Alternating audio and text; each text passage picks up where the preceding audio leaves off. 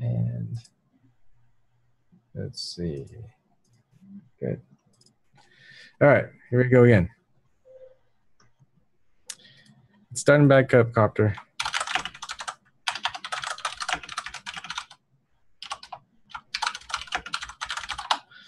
Okay.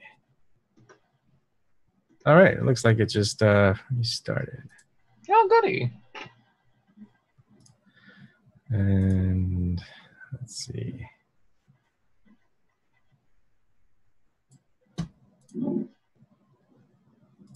So what's up? I know you watch a lot of videos. You follow people on Twitter. What stands out the most for you these days? Fighting fake news.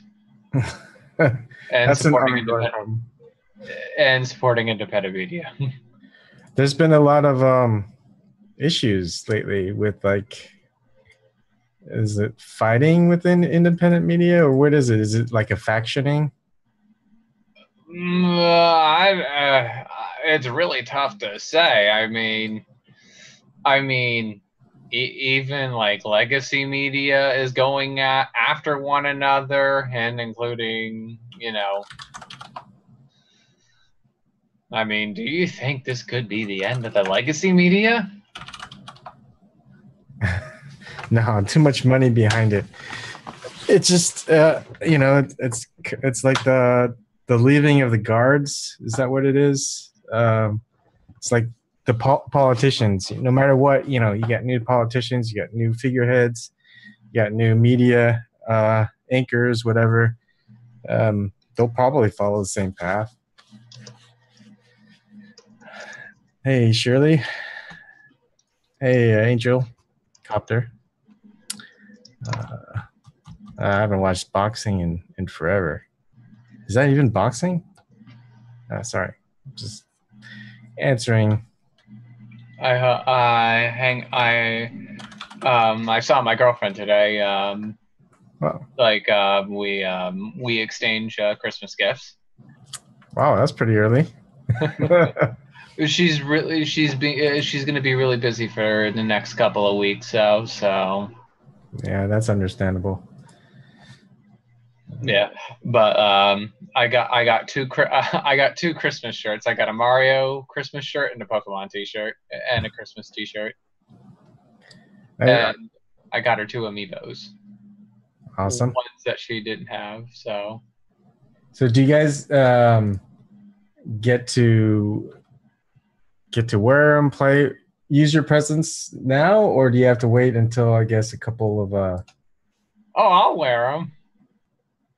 Just wondering. Because, I mean, some people would say it's not it's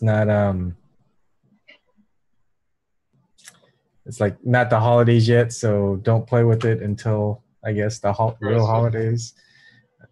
I mean, it's like Christmas shirts, so I'll wear them during Christmas. I mean, it's the time. Yeah. All right. Let's see. Oops. Transform. Good. Clicked on the wrong thing. Oh, I wonder. Okay, so I just adjusted that. Sorry. That's okay. All right, good. So I kind of missed a lot of yesterday and today. How was the Derek guy? I mean, I kind of caught like the last half hour maybe of the interview. I didn't get to catch that interview yet. Okay. Like I will later. I mean, I have stuff on backup right now. I have stuff on, pretty much loaded tabs right now, so but I'll be busy later. But I just wanted to have some fun today, so. Yeah, it's definitely good to get a break every once in a while. Okay, let's see. But I've been tweeting out like a storm, so. I noticed that. I gotta look at your tweet mileage. You've got to have like hundreds, if not like hundreds of thousands of tweets, I would think. Let me check. Because I only, oh, wow. You have 91.4 thousand tweets. Damn, I know how Holy to smokes. tweet. Yeah. Here, let me show some people. That's incredible. Let's see. I'm insane. Yeah. All right. Let's They see. won't want to get rid of me on Twitter. If there is, there's gonna be pitchforks. Like on when Sane Progressive brought out the pitchfork. This is the solution. That was great. That's actually the because here's one thing. The pitchfork, you know what? It's like the pitch. It's like the pitchfork made me laugh, but I still listened to the message and took the message seriously. But it's just the pitchfork that just this is your solution, and I love that. And I thought it was completely hilarious. Check green.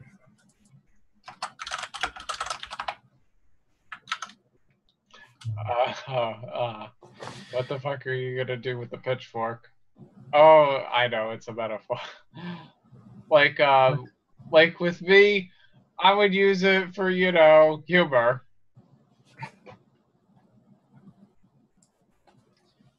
Um, so one thing, well, two things get to me. So the interview with Derek, I think, well, I guess I have a lot of grievances, but like the interview with Derek, there wasn't much time for politicians for interviews sometimes. And it kind of sucks because a lot of politicians are long-winded. So they'll talk a lot, use a lot of airtime. Like they'll answer one question and it'd be like 10 minutes long. So it can be tough. What I like to see is more of like a town hall where people can just ask questions, not just people who are hosts of shows and whatnot or moderators. I think the entire purpose, at least my vision for everything, is just there's no barriers, there's no middlemen anymore. You can talk with the politicians directly, not having to go through some type of studio, corporation, whatever, where you have to ask a question and then they say, okay, we'll let you ask that question. And if they don't like a question they think is too Ooh, it's PC, gonna scary. It's gonna yeah, if it's trigger. scary. It's gonna trigger the corporations because honestly, they're just a bunch of globalist SJWs. Oh, don't ask that question. That's gonna hurt our corporation fifis because oh, corporations are people. It happens. It happens. Yeah, they take that social justice warrior talking point and they act so fucking offended. It's fucking retarded. But it doesn't even get to that point because I remember calling in to what was that show? It was on NPR. I think it's called On Point. I really liked that show when I was used to listen to it. And the new guy who's on The Daily Show, he was on during one of the shows, and I actually called in because I wanted to ask a question. So I asked my question, and the person who's taking calls and answers goes, "I'm sorry, thank you for your question, but they don't want to ask that question on the show," or something to that effect. It's not exact quotage, but that kind of sucks because it's either the person doesn't want to say it or they're pretty much told. I mean, there's three ways about it, right? Either the person doesn't want, actually more, the person you want to ask the question doesn't want to answer the question, or that question to get asked. Same thing with the host, the guy who's on point. That's the host. The studio, the whoever, NPR, the corporation, or the Daily Show, or the Daily Show's publisher, owner, the whoever airs it on Comedy Central, they don't want that question asked. So like the nowadays Daily Show where it's fake news with yeah. Trevor Noah. Trevor Noah, that's his name. Yeah. He's so smug. It was like this like I mean, where's Jon Stewart? I mean, it's just there's just something smug about him. Like, it's like that smugginess, the corporate smugginess that I just didn't like. Yeah, I haven't watched this show. I wanted to give him a chance. I think I watched like a month. And I was like, I don't know, I can't take this anymore. But I understand where you're coming from. Yeah, I mean, I would rather the only thing that's actually worth watching on Comedy Central, and that's South Park. Yeah. That's that's the only thing that's actually worth watching Yeah. on Comedy Central, and that's pretty much without South Park. Comedy Central is just dead. I can't believe they got rid of Futurama on Comedy Central too.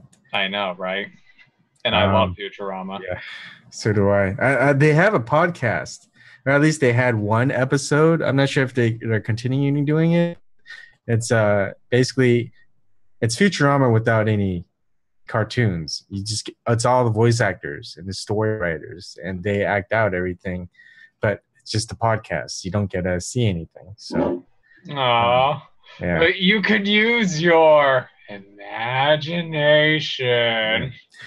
I'm pretty sure there's some pretty good artists out there. They could. I mean, it's not like Futurama. The artists, like the artwork, is like the best out there, right? I'm pretty sure there are some pretty good artists that can probably recreate and do their own little, maybe not even like a real animation, but just do stills while the voices are going on, and it kind of fits the same purpose. Let's see. Is anyone else coming in? Yep, Shirley, you're right. They screen those calls. If they don't fit the narrative, you're not getting on. That's why I like the entire candidates stuff. I definitely think hopefully Taylor asked all his questions because he's the one who set up the interview. James is awesome for taking on the interview, hosting it. But if there was more time, like Snort came on to ask 2 questions.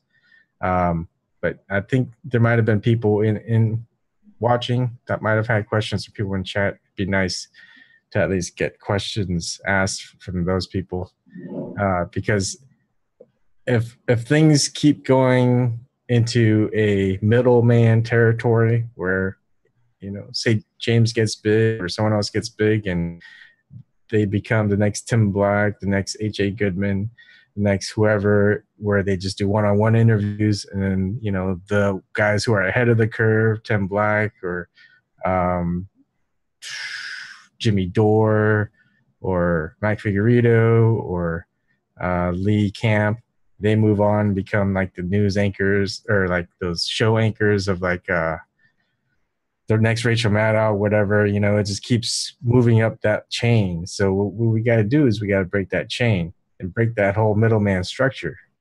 Even jobs, corporations, when you're finding a job, that's really kind of preventing people from getting a livable wage, because those companies are basically hiring you to work for another company, and they're getting the majority of the money and not the person who's actually doing the work.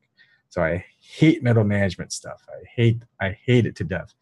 Corporations, the jobs, news, just the whole whatever pyramid, if you want to call it, the whole, if you want to put in Illuminati references, that stuff just pisses me off. So I hope we get rid of it, break that chain, and start somewhere where everyone's included. Being inclusive and not exclusive. Inclusivity is basically what I want. I don't want people to only be able to be on the show because we're part of a club, or they're like people who donate like on a Patreon thing or something like that. I don't want that. Anybody that wants to talk comes in and talks. Anyone who wants to disrupt others, to prevent anyone else from talking, we got to flex our muscles a little bit, tell them, hey, chill out, go. If you want to say all that stuff, you have your own channels, you have your own, you can create your own channel, do your own shows, talk however much you want. But when you come on here, give space to other people to talk. So that was kind of my grief. That's about it. So that's off my chest. Wow. This is political therapy in a way, I would think, because there's not a lot of people you can talk to. At least me. I'm sure a couple of people out there. Just people are in their bubbles. I guess we're in a little bubble, or we're just our bubbles are popped, so we can't really form a bubble because we're just kind of outcasts. No, I just call the bubble the safe space. I Safe mean, space. why call it a bubble when you just call it a safe space? I mean, That that's the works. way I actually do see it in that context. It's like the bubble. It's like I don't care for the I don't care for the bubble. I just don't care for the word, oh, you're in a bubble, you're in a bubble. It just with the mainstream media, I just see it as like see like the legacy corporate media as a bunch of social justice warrior rhetoric. I mean, that's why I call it the safe space. I mean, look what triggers people. Fake news. I mean, that's why I understand it in that context. Like, it's like the corporate media. It's like its own safe space and the distraction. Hi, Mark.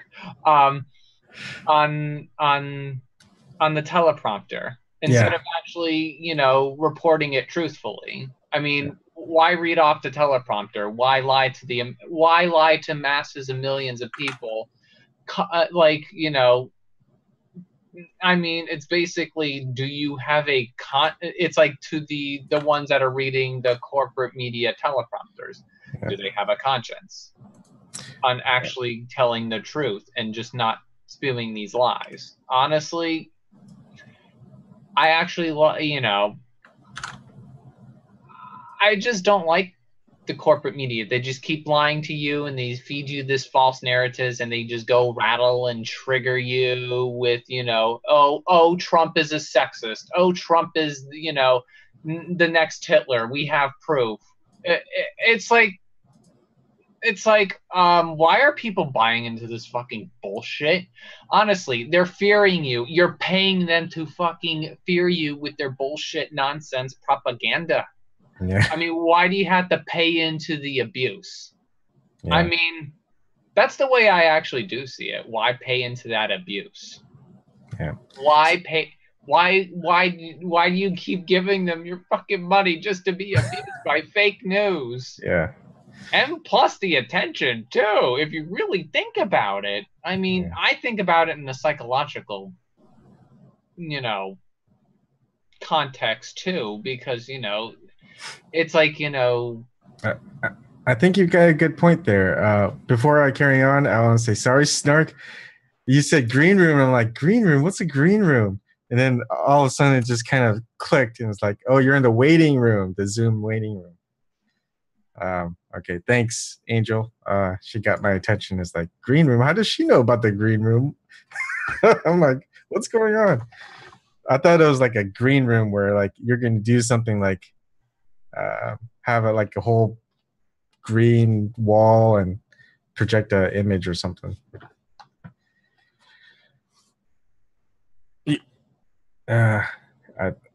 Is he talking to us or Snork? You're muted. I don't know. There we go. Okay. I had the screen off at a different size.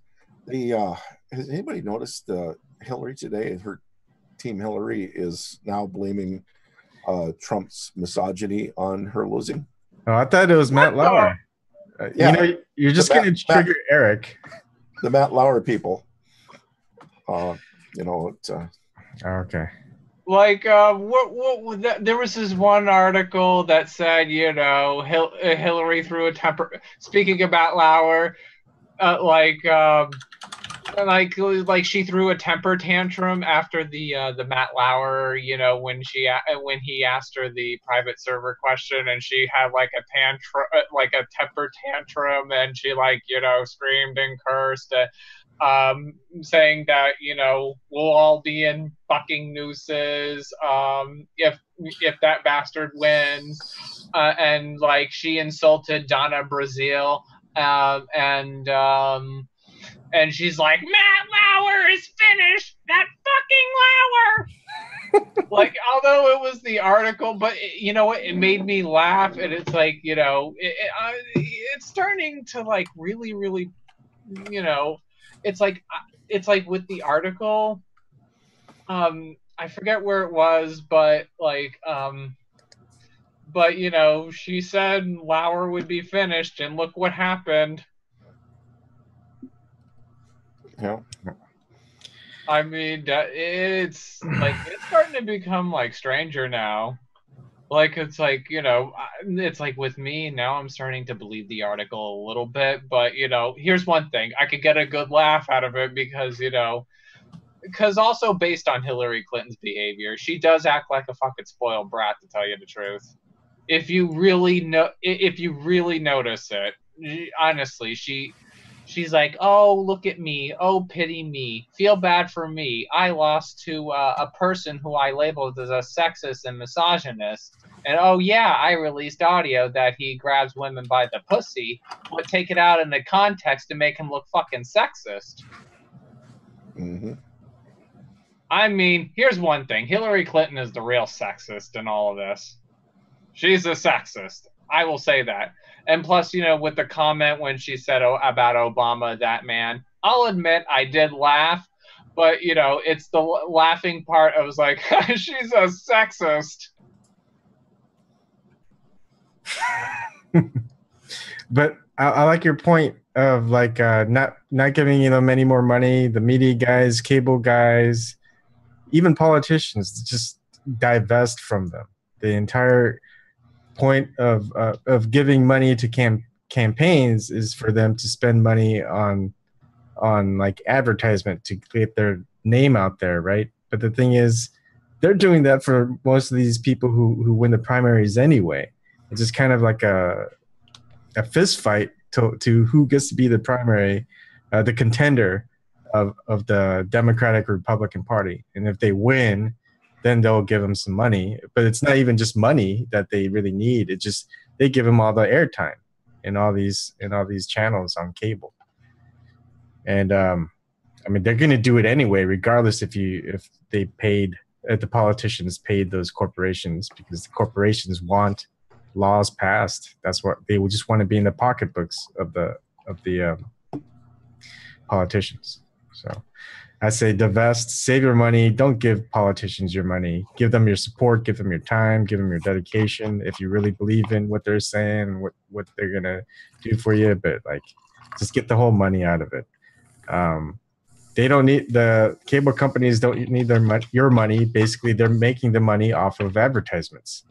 So why give them money? They're just getting more money out of any advertisement deals that they get. I mean, if you look at all the people who made a lot of money out of YouTube before they demonetized, the ones with a lot of views and whatnot, they're making a lot more money than they were on Patreon and people giving them money. So the system is set up where people, they don't need people's money. They get it because of consumption, and everyone's consuming, so you really don't need to give them more. I think, I don't know what your thought on that is, Snark. Well, I do notice that enough people are turning off their cable and not watching these news channels that they're having to put their news shows on YouTube. Yep. And I noticed like you see so many dislikes when you look at the mainstream media's YouTube channels. And that's fucking funny. Yeah. Honestly, that's like really funny to me, because it's good. Now they're getting honestly, now that they're, you know, in the internet reality, they don't fucking like it. And that's good. Good. I'm actually glad that they're getting criticized. Because honestly, why give them any fucking money in the first place when people shouldn't be wasting their fucking money on them? Because honestly, they're just a bunch of wasteful idiots that, you know, that honestly starve them of their attention. They're fucking waste of the brain cell. Yeah. And plus, you know, with me, I would rather keep my functioning brain cells for something important, not, you know, not them to spew their fucking propaganda, nonsense, and distraction. Yeah. As soon as we found out my father wasn't back home, we had the cable shut off. There was no reason for it. You know, don't watch it for news. I like Netflix. I like Hulu. I also have Amazon Prime, and there are some good shows on that too. But I just don't trust the news on cable, and that would have been the last reason for me to keep it, was just to keep up with the news. So I never know who to trust on there. Sometimes I think Fox is more trustworthy than MSNBC. I'll come back and I've watched somebody else's show that, you know, makes them look better, and it wasn't really a show I would have watched. Or I come back to my desk and I see Rachel Maddow on my computer, and it's like, ooh. I just don't trust the thing she says. Yeah, it's like they're trying to move us back into the fold. I see that too. Like, she should start taking in phone calls. Like, you know, like people will go out and fucking curse her out. I mean, I would probably go on there and be like, "You're fake news. Quit your damn job." I would say something like that. Well, we need a new phrase for them. Something on the order of shepherding liar, like the shepherding moves on the rings of Saturn that keep the dust in order, nice and flat. That's what they're there for. She's not a news person. She is a shepherding liar. I mean, Rachel Maddow. A shepherding liar. I like that. Now, is there a better term than liar? Or a lecturing ivory tower, a lecturing ivory tower teleprompter reader. I love you, Eric, man. That's good stuff. Like, with me, I like to come up with insults for, you know, honestly, it's like with me, I should just go and, like, I should start going, like, you know, roasting these, like, you know, these politicians, these, you know, pundits. I just want to go and roast, like, no, but like, with me, like, it's like, with me, I would roast the ones I don't like that other people can get a good laugh out of. Like, you know, like with me, if I like a person, I'll tell you I really like the person. But if it's a person I really, truly don't like, I'm gonna roast them. Like Hillary Clinton, I'll roast her. Honestly, maybe we should do a roast of Hillary Clinton. Like, we can come up with all the insults and jokes. Like, even they could be like, you know, even like, oh my God, I can't believe you fucking said that. Sorry, I'm getting distracted. Oh, that's okay. Okay, let's see.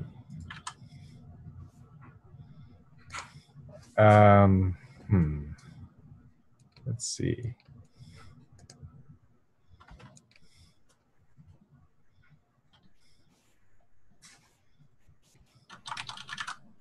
Okay, good. Man. So did you like, so you asked those two questions, Snork, to... Yeah, I mean, I felt bad.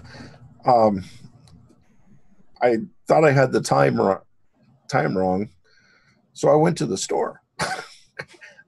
Came back and it was almost over. Yeah.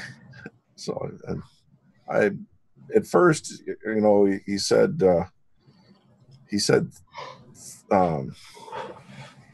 5. In my head, I was thinking the wrong direction, and I thought, okay, I'll come on at 3:00. Yeah. And then I went out and did business, and came back, and it was almost over. For some reason, I thought it was at 3 p.m. And then I double checked, it was at 5 PST. which is 8 Eastern. I don't know. I got That's confused. the time I thought. I thought it was 8 Eastern. Okay. So that would have been 7 Central. Yeah. But it was over at 7 Central. Yeah. That's all right. Yeah. I think everyone got confused. It was kind of one of those spur of the moment things that got set up, I think. I was saying, a lot of it's pretty much been on James lately. He's the one that's been doing show regularly, which is great. Mm-hmm. Kelly kind of stopped doing hers for a while. Of course, she also had some personal some stuff going on in her life. Same here. Christian's been on every once in a while. Eric, it's great. I think what we need to do is make sure is when we ever set up an interview with any type of candidate is that we have a backup show host or whatever, where they can say, okay, I'll fill in case you're not able to make it somehow. Because I mean, that happens to all of us. We all have our own stuff going on. It's not like we're getting paid to be on at the same time every day, every hour, etc. We're just doing what we want to do so we can actually get to know candidates, get other people to understand candidates, ask them questions that wouldn't get asked anywhere else. And that's why we do this, why we do our little online town halls, because when are you going to get a chance to ask someone something? You're not. It's really hard. Yeah. It looks like I'm not going to be able to really have a schedule until probably mid-February. And I don't want to tell people I'd be there on a day and not. Yeah. But I am right now, as soon as the hospital calls and says what the status is, my father's still kind of in somewhat like of a dementia intensive care. So until he's stabilized, we can't get an estimate of time or anything. In order for him, he's on the edge of, if they medicate him any heavier, that it's going to be too strong and it's at a risk of his life, or if they don't medicate him enough, it's at a risk of his life, and they still are not comfortable with the amount of medication they're giving him yet. So that means I've pretty much got to be on call here. And once he's stabilized, then I have to find a new facility for him. And so far, all the facilities have turned it down. They all want the easy patients. Yeah. Not the ones that are, like I said, rough. If they can't settle on a medication that won't harm him, they can't turn him over to a nursing facility. So, well, anyway, and then I have to do a 15-minute talk and submit a video by January 1st to give something. It's not a TED Talk, but it's like a TED Talk. And possibly a second one for the same group in October. So I might ask for some help there. And maybe we could pre-tape something and get some questions going. And I'll have a topic ready to go here pretty quick.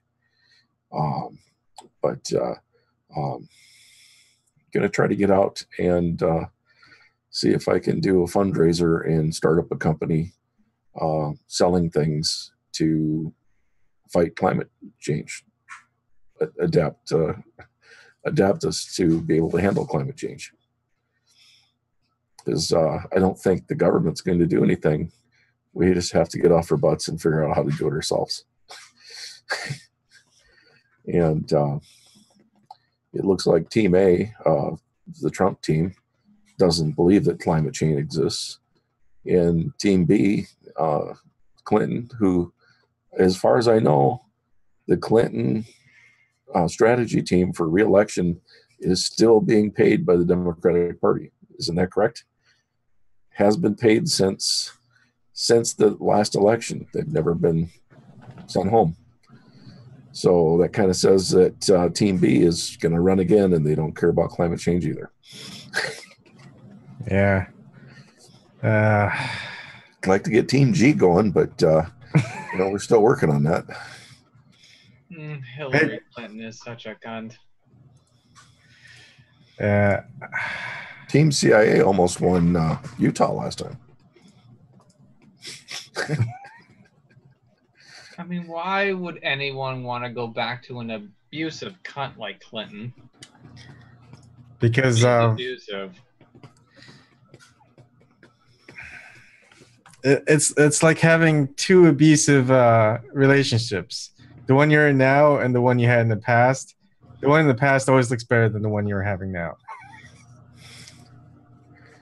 That's the only way I could explain it. No, I don't.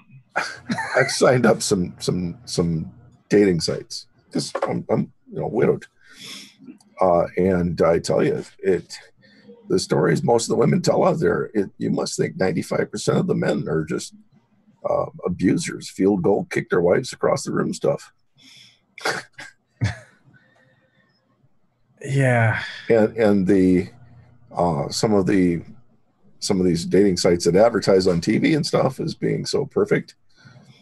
When you sign up for their analysis of what your answers are for questions, they put down that I really need to be more abusive. What? They say on the first date you got to start off being abusive and start training them right away. No woman's ever going to respect you because you're not abusive enough.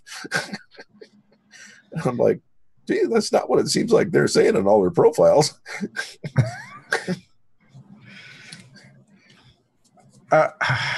Gosh. Most of the women out there are divorced, and most of them list the cause of either cheating or abuse or both. My mom was cheated on. Yeah. And apparently it's not that uncommon. Well, I'm sorry, I'm looking over to the right. No. Yeah. On my screen, you're right there to the right of me.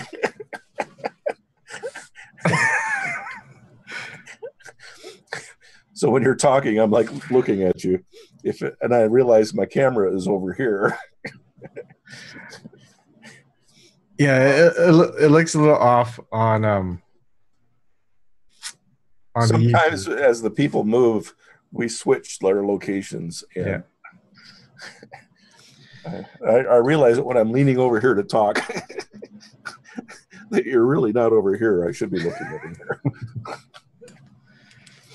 Look straight into the camera, Snore. That's how it's supposed to work. Just look into the camera.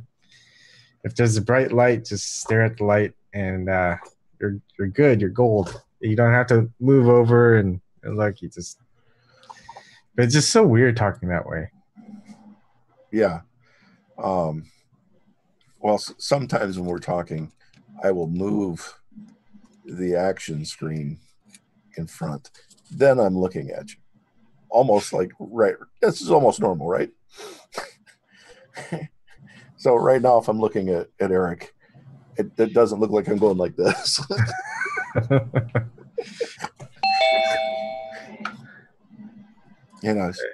Just thinking of making an extra little. Hey, Kevin. Little 8-inch monitor right here, right above the visual area, because right where my fingers black out. Putting a little monitor right there, because then I'm looking right at the camera. And I got 3 extra monitors that are 8 inches. How can you even see anything on the 8-inch monitor unless you're just putting one? Just want to see the face. Yeah. So sometimes it's easier to say, well, Eric's talking, and I'm trying to talk to Eric. Don't look at Eric. If on my screen right now, Dominic's over here. So if I want to talk to Dominic, I look over here. So I've got a little teeny screen. I'm almost right above the camera, just looking at him. Like some people talk about how they're always looking down. Uh, Yeah, but it looks. I have to look up or left or right. Too many monitors to do certain things, and I feel bad because I want to focus on something, but then I'm not. It looks like I'm not focused on whoever's talking to me. So right before my wife had her first coma, she was looking at getting a keyboard, and she already had this $200 keyboard, this fantastic keyboard with all kinds of things you could do with it. But she was looking at getting one that had a 2-inch monitor built into the keyboard. oh yeah, I've seen those. Yep. And she was a real hardcore World of Warcraft player. Oh. And apparently, my daughter just rose her hand. And but she had $150 mouse. Mouse had like 30 buttons on it, I think, and I can't really remember. But she was a fan of Logitech, I'm sure, right? No, it wasn't Logitech. No? Razer? Val, what brand was your mother's keyboard? I don't know, but the logo was a capital T and a lowercase t. Capital T and a lowercase t is the logo. Thermaltake. Okay. Well, yeah, they make good stuff. I like Thermaltake. I didn't know they made mouses though. But keyboards, they make some pretty good keyboards. Oh, the cases. Cases, yep. I think this is a Thermaltake. Where the power supply is on the bottom, not the top. A lot of them are at the bottom these days. They haven't made like top power supplies at the top in a long time. It's been a while for me.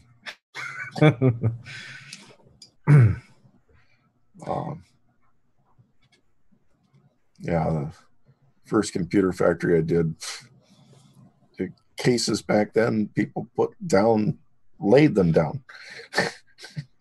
You put your monitor on top of the case.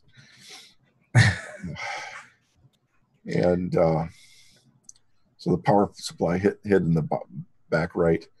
And I do remember there was a problem with the keyboard.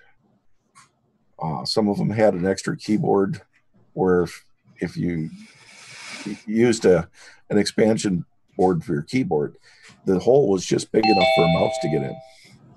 And we had a lot of problems in factories with mice would come in through that hole and sleep on the motherboard. The problem is, if mice were like people, they wet the bed. Oh, good. Mouse urine is just horrible on motherboards. By the way, Taylor, good job on getting a candidate and asking all those questions. Thank you. I didn't. Go ahead, sorry. Did y'all like the questions I gave him? I missed the first half, but I got the last questions that you had.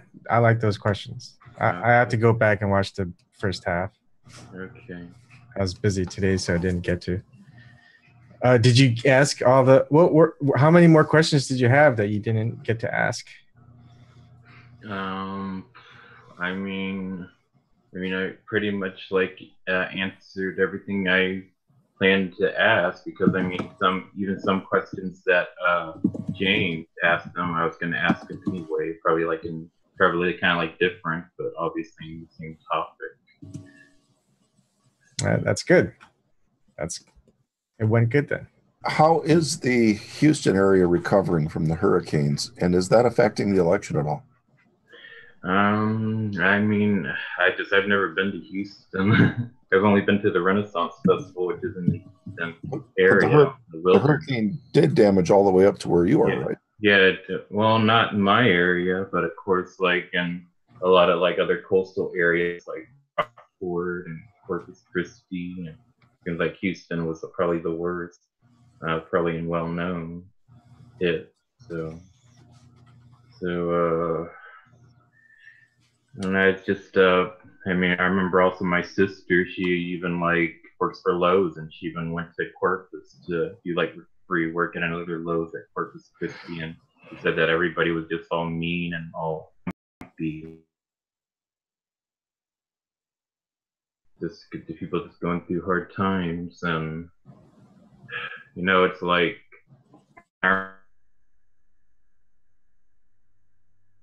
and they were even like selling some little art products. I guess they could get it out where it's like it goes to like Hurricane Harvey relief. See.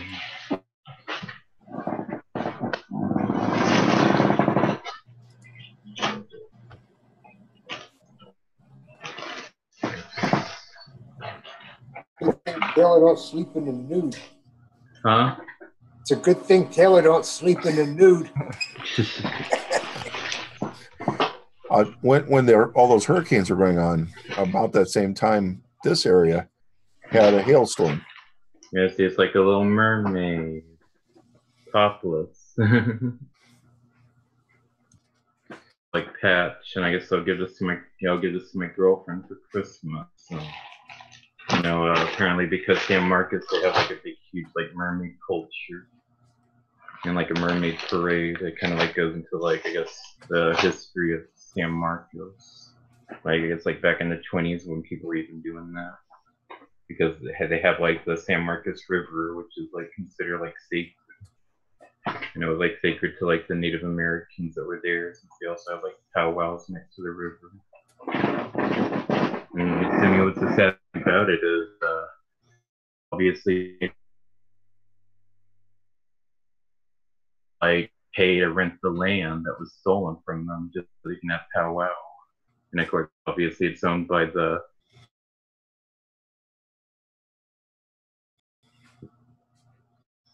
So,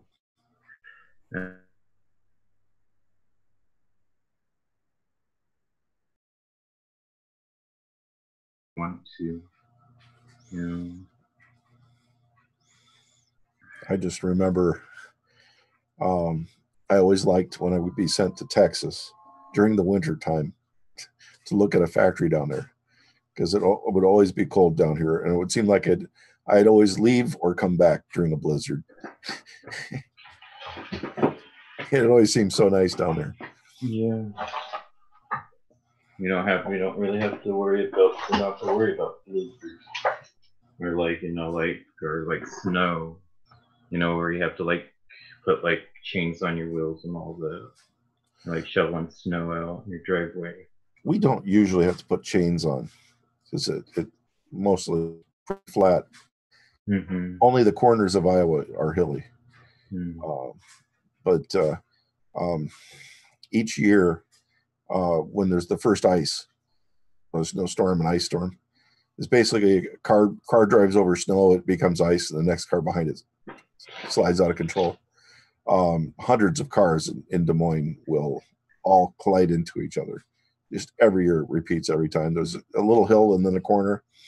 They go over the hill. Then they realize they don't have traction, and this car after car goes over the hill. And each year, all the news companies just line all their cameras there and watch all the cars go. Trucks, semi-trucks, everything, just every year. Anyway, that reminds me, yesterday when I went to San Marcos, I ran into some of my friends that are still going to Texas State. And apparently one of my friends who also works for the university news, Texas State University News called the University Star. Apparently he wrote this opinion article that was considered racist, and it got into like Fox News and InfoWars and a whole bunch of other news medias. And his name's like Rudy Martinez. So who called it racist? Yeah, a lot of people called it racist. What was the context of?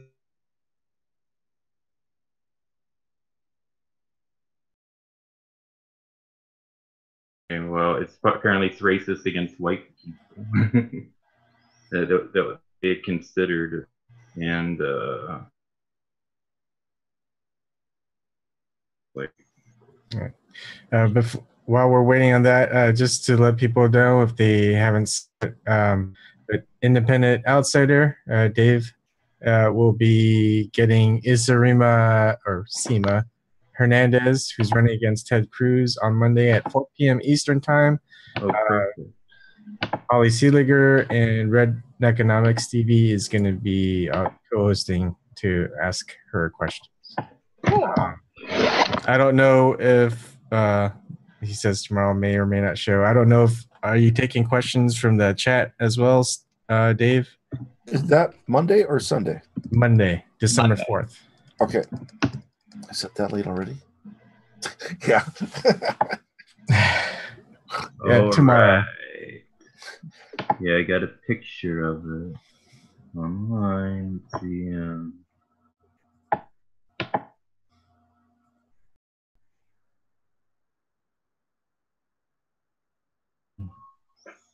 Oh my gosh, so blurry. You need to look for a bigger picture. Yeah, it's called like Your DNA is an Abomination. White is over if you want it.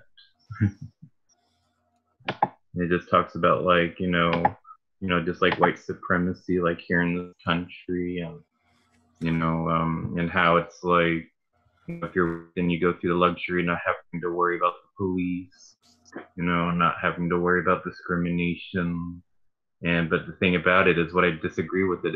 It kind of like it really paints against all white people. So The reason why I would disagree, not just because of the whole race issue, because honestly, that's an overused fucking wedge issue, and I'm just sick of the fucking racist shit. It's become a point where it's become like overused. It's become way too fucking overused. It's like, oh, white people, it should honestly, people should look past race and just look as a human being. Mm-hmm. Honestly, that's what more people should do. I mean, what's the point? It's like, oh, this color of the skin, that fucking matters. Oh, we need to, discriminate, people of color of skin. It's just, I'm sick of this. I'm sick of the fucking nonsense of it. I mean, just look at it as people. I mean, it's just, the whole thing. It's like, I understand people, honestly, here's one thing. Shouldn't you look at the hatred and why are there so fucking hatred? And actually come into actually a reasonable discussion about it? Instead of just, throwing a racial slur here and throwing a racial slur there, and like, oh, this is, superiority, or this is inferior. I'm just sick of this shit. I understand that, people are struggling, with these issues, but, people should just look past upon it. I just colors. I mean, it's like, it's like taking out a red crayon and say, hate red crayons, and just throw it out and just go with the other colors. That's what I think of it as. Honestly, I just think of like racism is just fucking childish.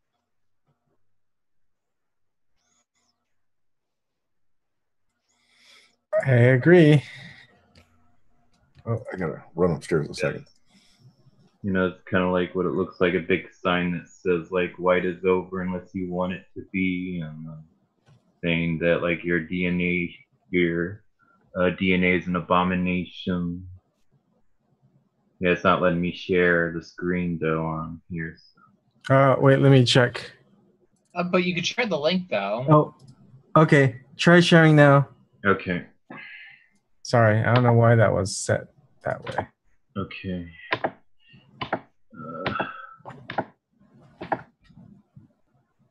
All right, so yeah, right there, and DNA is an abomination. White is over unless you want it, and I mean, it's just is an opinions columnist by Rudy Martinez. It sounds a little too SJW in my advantage point, but like, you know, it's just, you know, the context of it,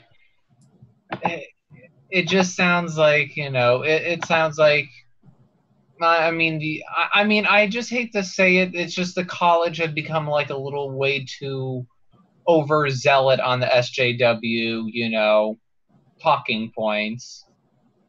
I mean, just look at, honestly, it just makes me think. Look them at as people. Just don't look at race because honestly, it just feels like they just want to, you know, really, really play into that race bait and just, you know, with you know, with taking the context out of it and just throwing race into it. Taylor, can you move it back to the previous page? It just, my setup doesn't like. Yeah. That's what he looks like, and yeah, he's from Colombia. He was also with this organization called Bobcats for Bernie, since their mascot's the Bobcat. So we were like, you know, like as a student, he was in the student organization where he supported Bernie Sanders. He's also been in like Socialist Alternative too. I remember that I used to be a student organization at Texas State. So yeah, obviously he does consider himself communist, and he's been involved with like a lot of protests, and he even got arrested at Washington D.C. during like the presidential inauguration. Because apparently, I guess when he was protesting, I mean, I forgot exactly what he did that caused him to get arrested, though. But obviously, it was really by unfair charges. Anyway, what? Oh, like with protesting? Mm-hmm. Like when it comes down to protesting, the only ones that actually, although you could disagree with the group, you know, you could disagree with the, you know, the group of people, and I completely 100% understand because I disagree with their you know, their standpoints, but you know, I completely 100% disagree with them. But unfortunately, there's only one thing, is that they know how to protest. I mean, if you go learn from it and actually get an idea to how to like actually protest, you know, the right way to actually protect yourself. Mm-hmm. I mean, even through a hate group, you could learn from you could actually learn from hate groups, though, unfortunately. Mm-hmm. But you know, I'm mainly speaking, you know, of the Westboro Baptist Church on like, you know, how they protest, you know, how have people, you know, protect them on protesting. I mean, they say such, you know, nasty things I completely disagree with, but they know how to fucking protest. Mm-hmm. I mean, that's how you know, you could look at something at a different context. Mm-hmm. But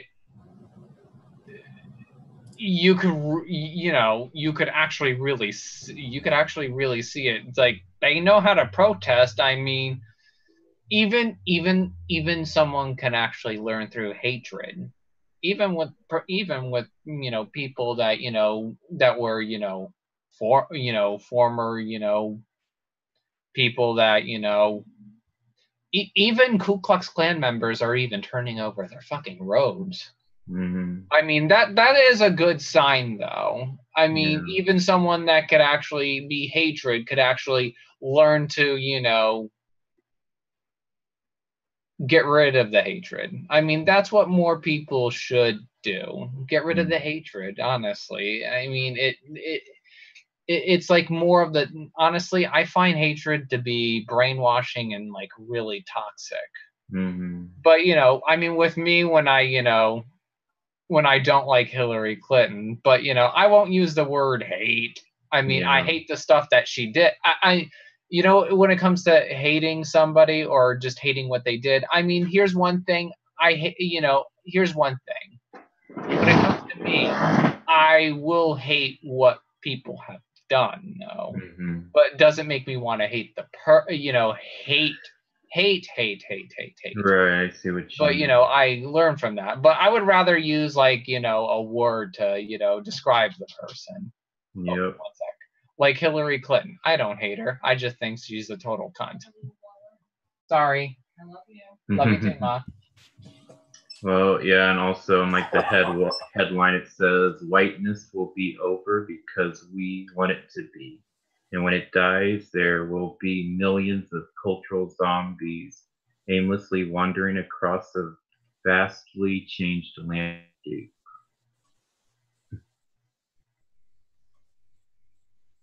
And he like says like when I think of all the white people I've ever encountered, whether they've been professors, teachers, lovers, friends, police officers, etc., there's perhaps only a dozen I would consider decent.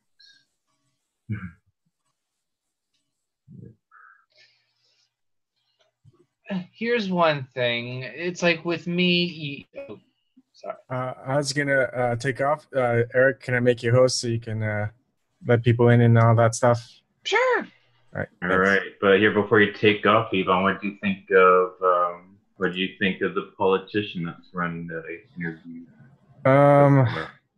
I think he had some good points. Some things just didn't jive right to me. I'd have to look at the entire interview again. Okay. The one that was pressing is like his he said he talked to people who were gun owners and whatnot, except he'd say, to limit the number of bullets in a clip, not limit the number of bullets in a magazine. I mean, people get those, mix and match those, but I think if you talk to enough people who are gun owners, they'd say, yeah, stop calling it clips, it's magazines. His ideas for background checks and all this stuff won't necessarily stop gun killings. I mean, even doing background checks on, say, like mental illness, it's a snapshot in time of when that check occurs. Like, say, there's a background check that happens. So you're going to see if they're going to see if you have mental illness. You don't. 5 years passes. How many guns do you have by then? I mean, since I've got my gun license, I've got 4 guns, right? With tons of ammunition. Say in the next 2 years, I just snap and I'm mentally ill.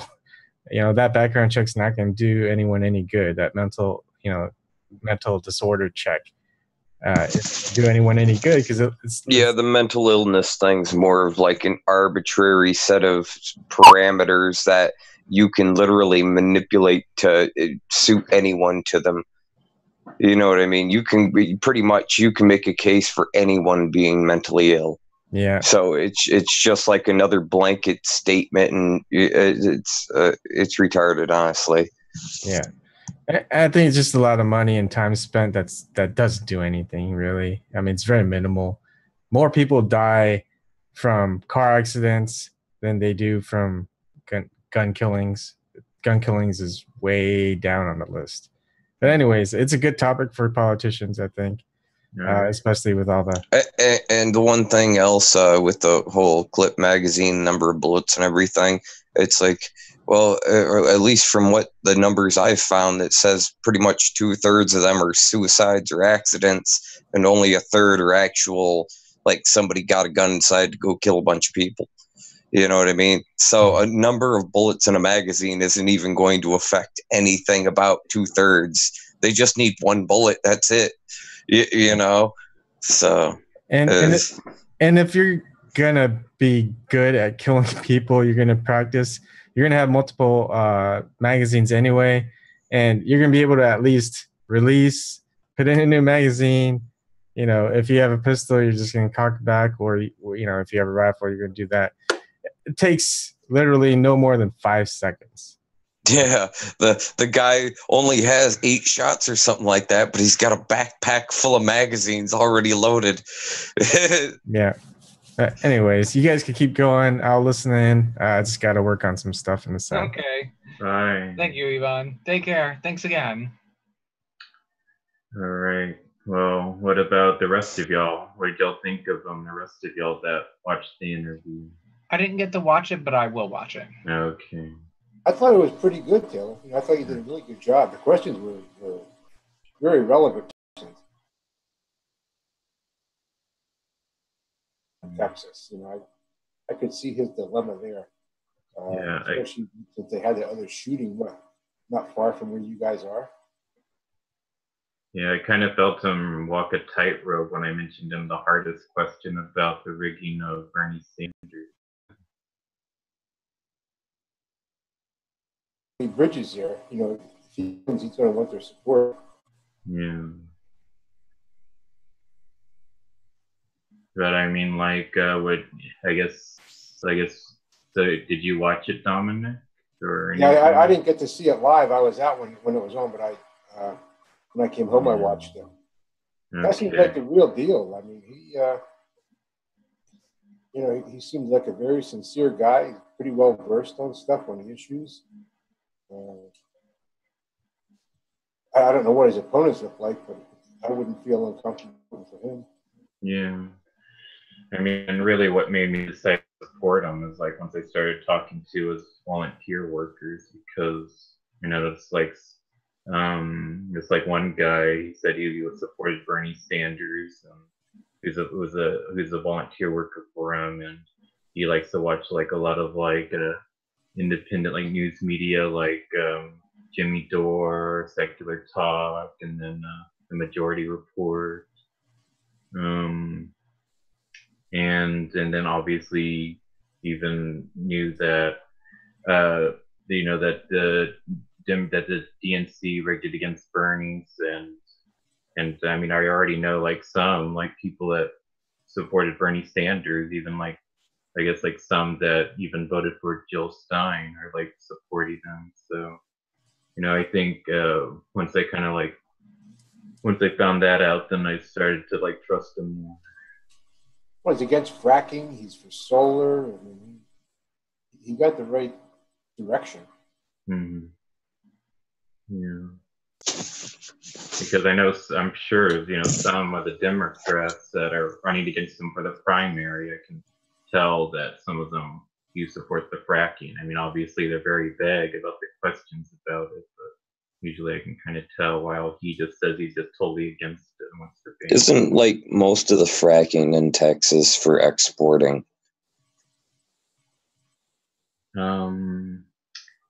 That I don't know. I mean, obviously we are part of the Keystone Pipeline, and that's of course we're exporting. So, and I just know it's really really big. I mean, it's a big business for Texas, so yeah, probably. I mean, they also consider we produce more oil than Saudi Arabia now. So yeah, I'm sure it is.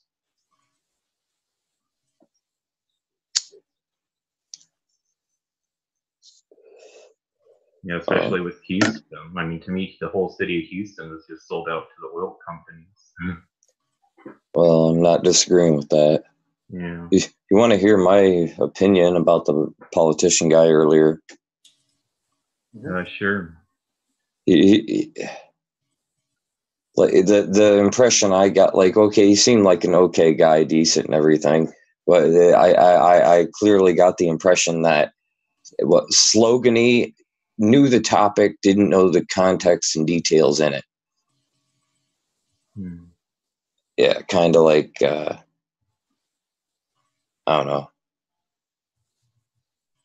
Well, wasn't awful. Just like the methane comment he made. It's the fracking's bad because the radioisotope things. Also, you're breaking up things and possibly contaminating groundwater, and then you're also whatever you pull up, and then the chemicals you use with the fracking, and the refinement for the shit that comes out, depending if it's natural gas they're doing it for, or oil they're doing it for. The chemicals they got to use to pump in for either of those to do that. What else? refining all the shit afterwards. I mean, all that part is pretty energy intensive, really polluting.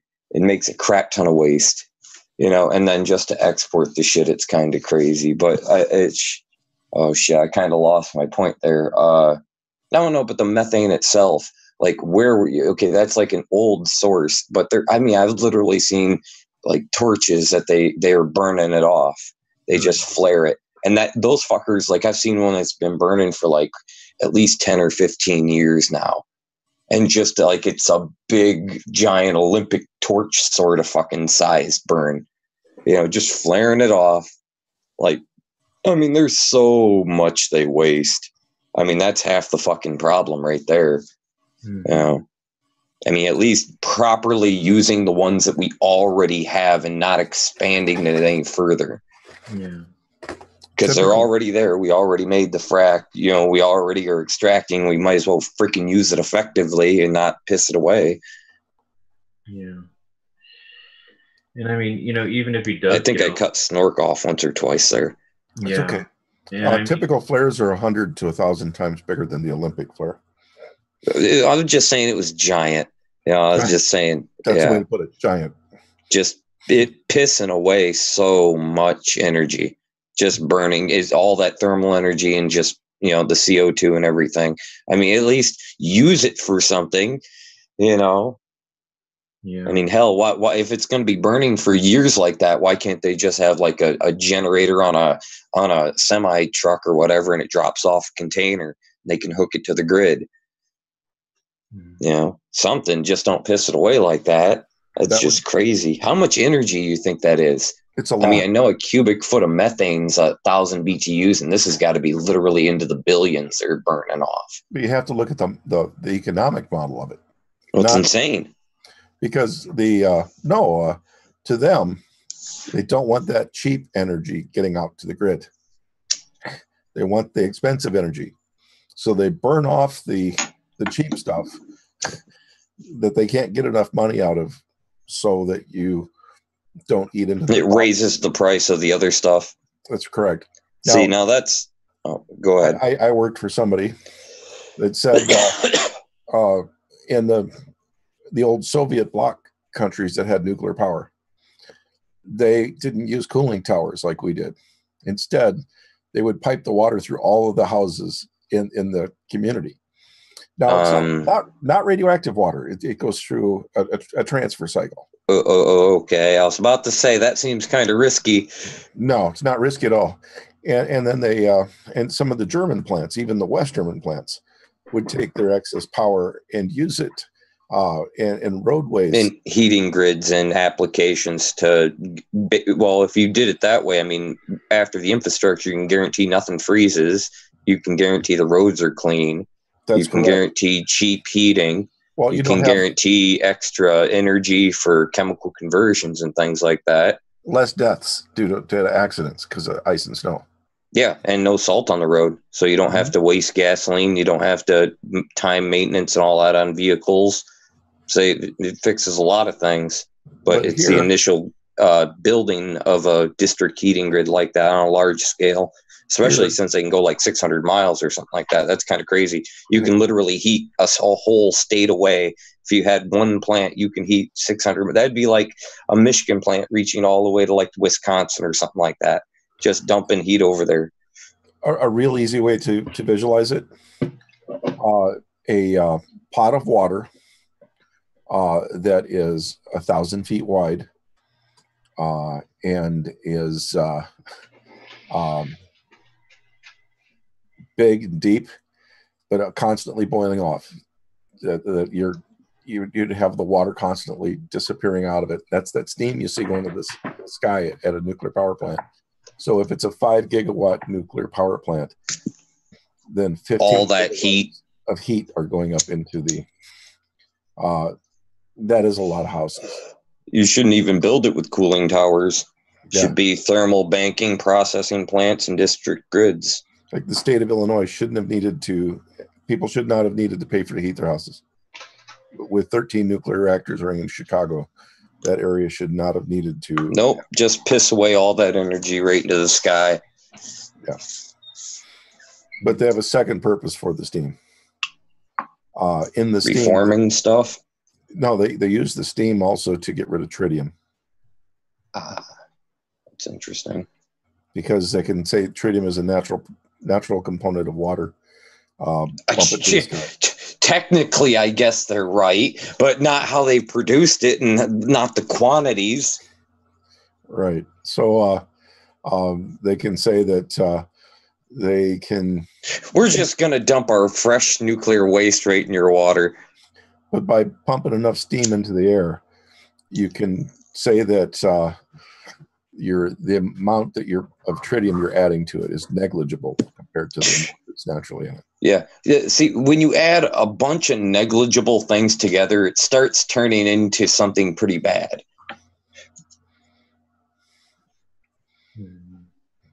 And I mean, yeah, even if he does get elected, I mean, I'm sure he's not going to be able to do most of the stuff he, wants to do. So, just because of this, like the way it is, here in Texas, especially with, like 21st district of just how it's gerrymandered, and obviously, it's just like a, big red state here in Texas.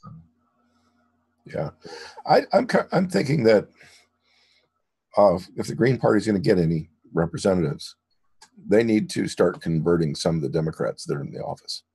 Yeah, I told him about the Green Party. He said he says he supports like independence and like Green Party, but he just said, you can't win being a Green Party running for District 21 here in Texas, and that like the one that he's running just got like just 3% of the vote so far. So that at least I guess out of the poll so far. So, it's just.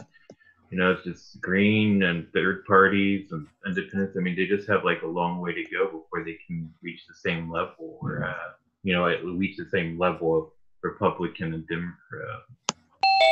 I don't know what it's going to take. I think it does come down to this next election. Either the Democrats are able to pull up seats.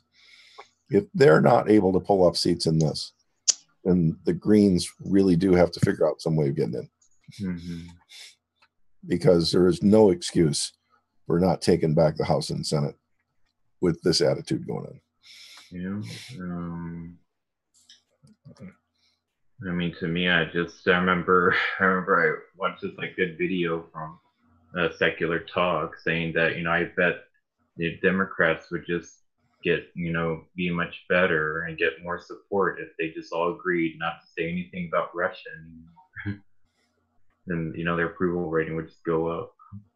So that would just be a major step that they could do, which they're not going to do.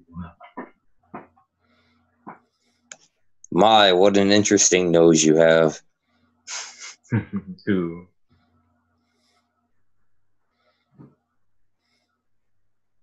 Whose nose? Colin. Who is that, Phil? Is that your Halloween mask? George. Your mom. HW. What? Oh. Now I see it.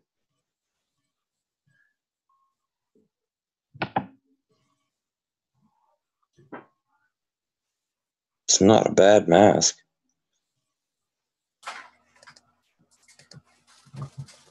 Yeah.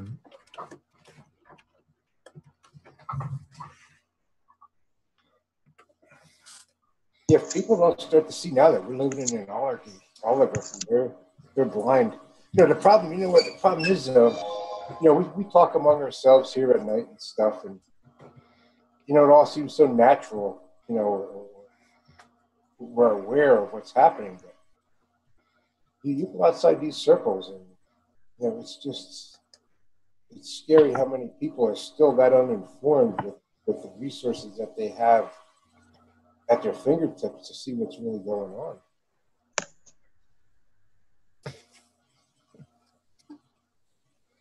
And I recently watched Debbie's video about. Oh wait, was that guy trying to make a joke like he's a troll? No. think that was because he did kind of. I guess we kind of put out or rained on his parade there. I think that was Ebon. He got us. No, but it said somebody else's name I didn't recognize. Yeah, he probably just put another name on the thing. Apparently, the troll is like, I got nothing. He just left. Yeah. Yeah. I recently watched Debbie's video, like the I guess the Cowards of December. To me, I would say after watching it, kind of gave me like it kind of made me feel positive about us, because I mean, I guess towards the end of their video, she kind of like said something positive about what all we could do, and to me it seems like usually when I watch most of her videos, it's like it makes me feel negative. It seems like it's really negative even towards the end, but it seems like this last one kind of made me feel positive about what we could do. Who's that there with Debbie? Yeah, Debbie. Hey, but now we can confirm internet trolls do exist. Literally, they're a species. Yeah. Should have got a screenshot of that. It's like, I gotta get this for National Geographics. Click. Internet troll. Oh, he's back. I wonder who came up with that idea of a troll, like somebody who's an internet harasser as a troll.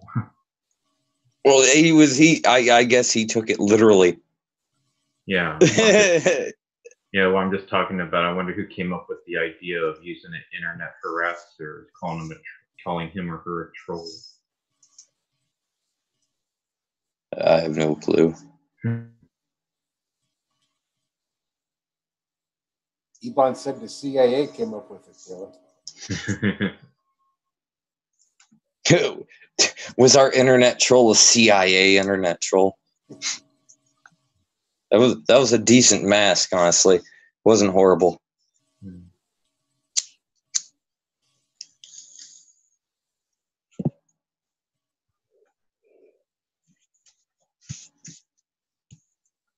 wonder when Eric's we were talking in the chat before. Did anybody see that they think that contacts with Russia from the Trump administration, like Jared Kushner and stuff like that, might have been instigated by Israel to get Russia to change the vote on Palestine that was coming up. They knew Russia was going to vote in favor of Palestine, and they wanted the U.S. to talk to Russia to get them to change their vote. And the author of the article made a great point. He said, why would Russia listen to the United States when the United States is giving them all that problem at that point? But and I think Real News had something on it. I didn't see the Real News one yet, but apparently there's something to it, which I can believe that too. Jared Kushner, he's been going to Israel quite a lot.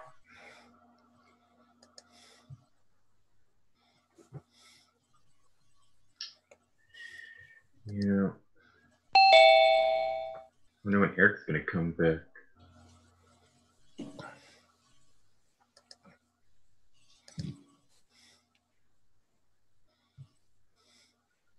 But also what's funny about this is apparently for like this to be in the news about Texas State, I mean, we've already been in the news recently because apparently they had to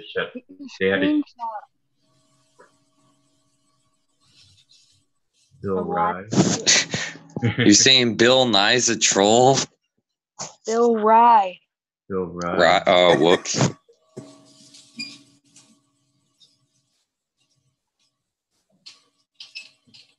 And what's your hat say? CA heart. I love bingo. I love bingo. No.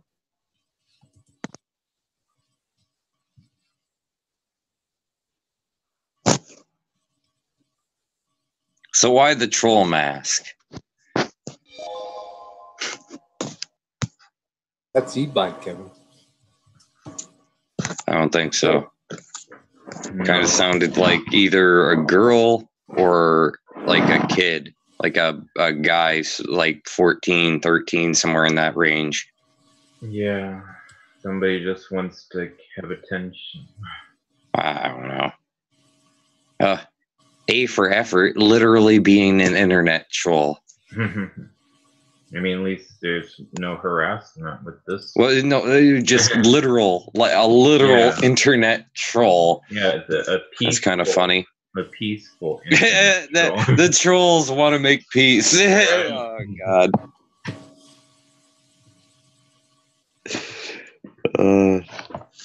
Yeah, but as for like this article, as for like Texas State being in the news, I mean, seems kind of ironic that this happened because already they were in the news recently because apparently they had to outdo the Greeks, like the fraternities and the sororities recently by the president of the university, where they like canceled them for them not doing anything during the rest of the semester because apparently I think like this sorority girl like died of alcohol poisoning at a frat party.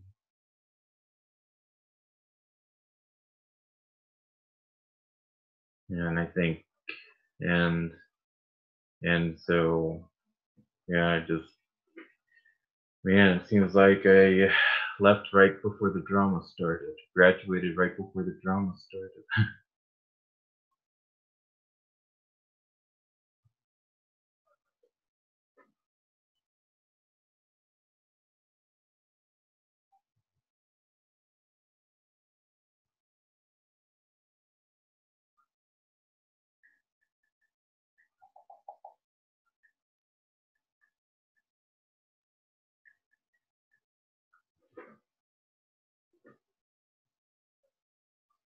Oh, sorry.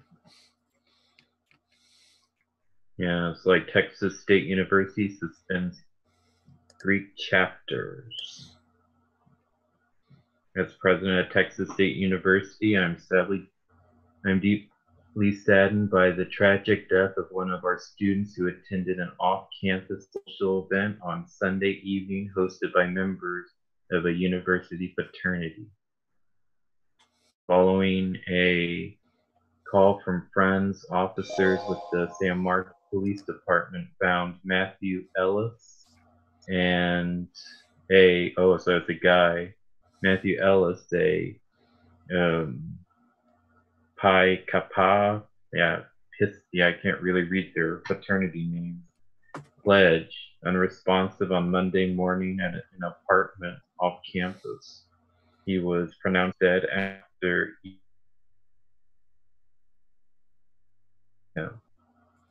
My thoughts are with his family, friends, and the Texas State community. As a result of this tragedy, I've suspended activities of all Greek fraternity and sorority chapters at Texas State. These chapters are prohibited from holding new member events, chapter meetings, social functions,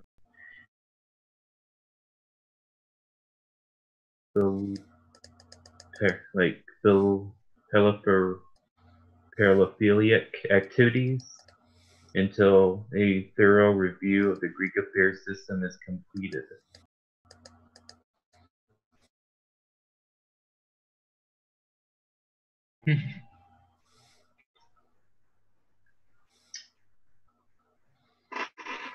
Yeah, and to me it seems like with the Greeks at Texas State, it seems like it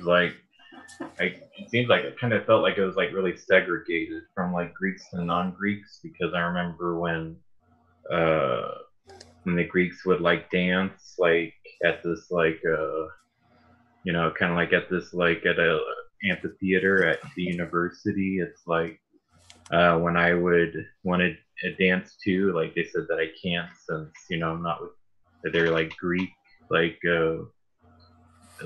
since I'm not with their like Greek organization.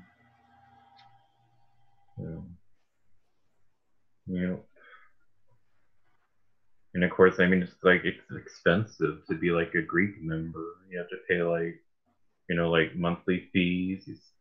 you have to like go to all their meetings. It's like a full commitment you have to do.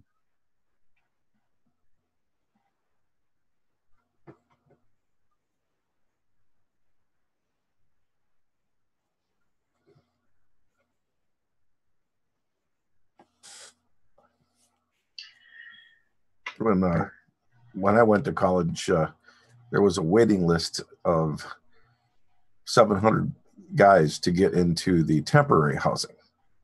Oh, wow. There was in '79. There were so many people wanted to go to school, Mm-hmm. and I ended up joining a fraternity.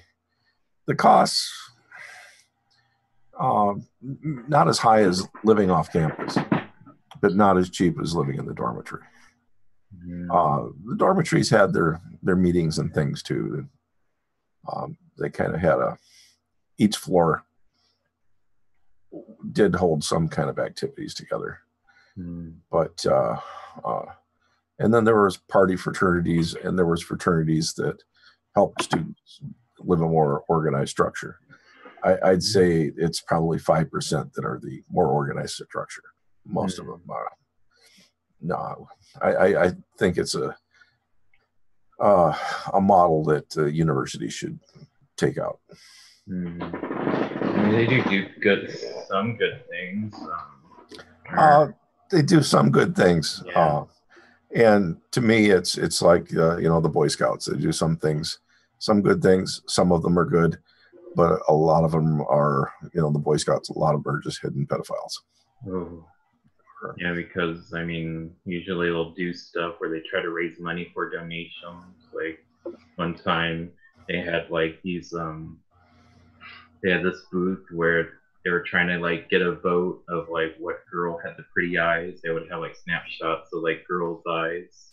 I guess that were part of like some sorority that's connected with the fraternity, and you would like put in like money as a vote, and then they would use it for donation.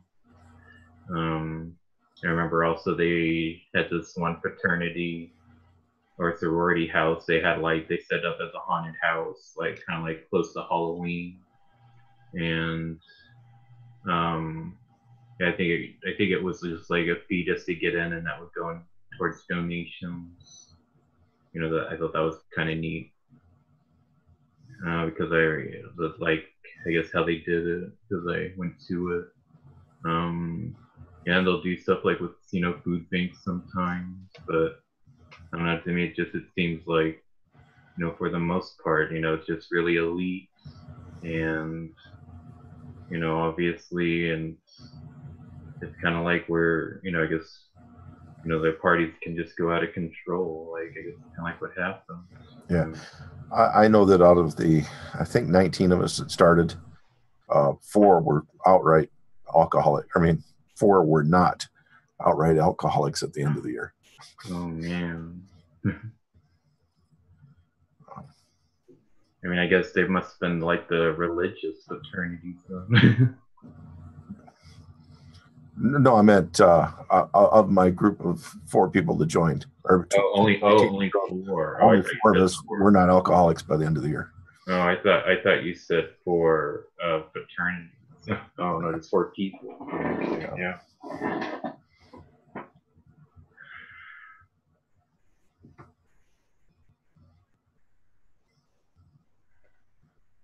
And I do think that the kids need a more structured on campus. Yes. Yeah. If you want to talk, look at the camera. And obviously that's where like a lot of people can get away with rape too. Yeah. I mean, either by like just trying to get the girls drunk and then sleep with them or make them do things. Yeah, they're just a whole lot of bad practices. Mm-hmm. Yep.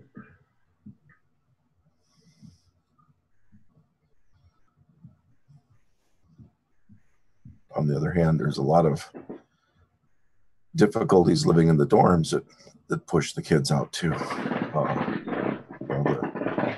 Yeah. Dorms tend to be underfunded, loud,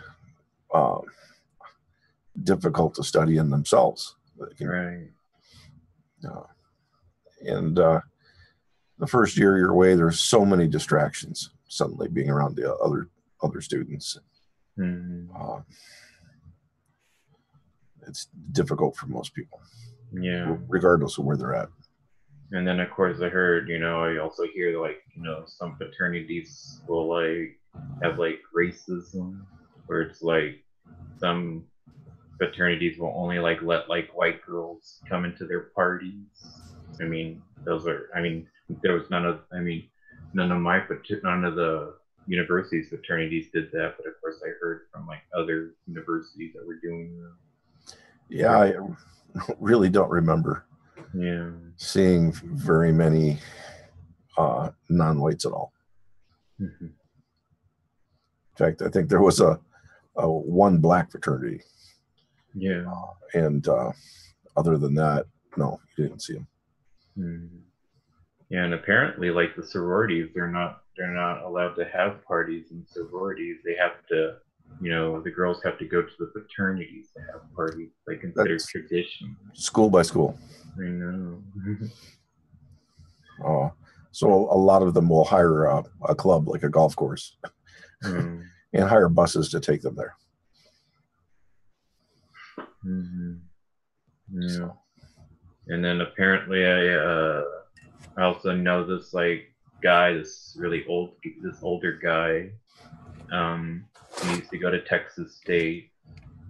And apparently he said, I guess it was like during the 70s, like he was in the fraternity at Texas State, and apparently they were able to like get this prostitute, and then there's just like a whole bunch of guys waiting in line for her.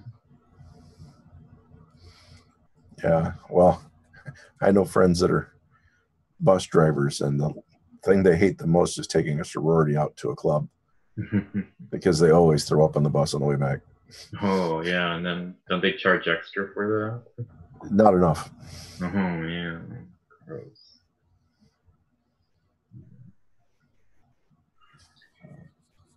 But anyway, back to the article. Oh. Yeah.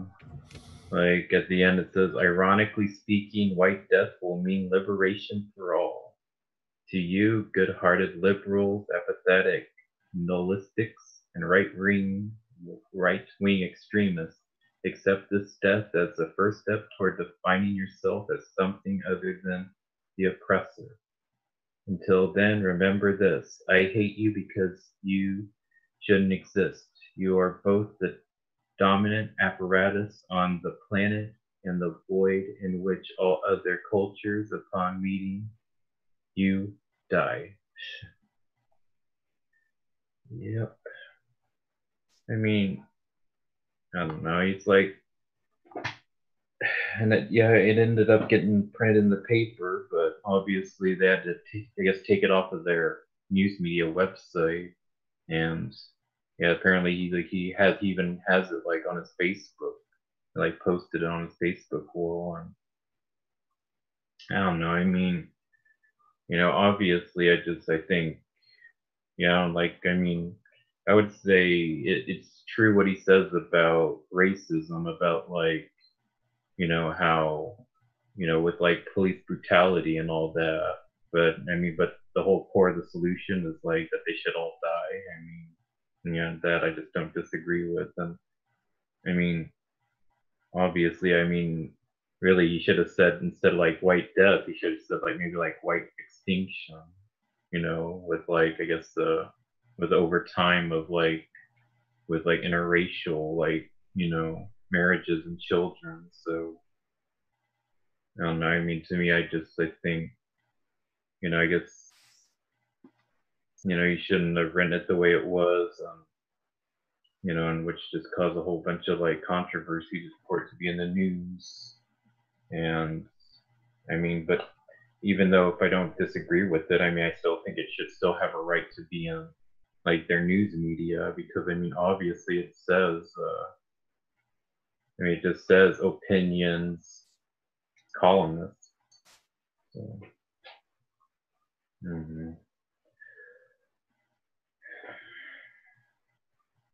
It's like, what, you know, I mean, yeah, people can write whatever they want, and I have no problem with that. But when it comes down to it, you just really have to think of the context of the article. I mean, with me, here's one thing.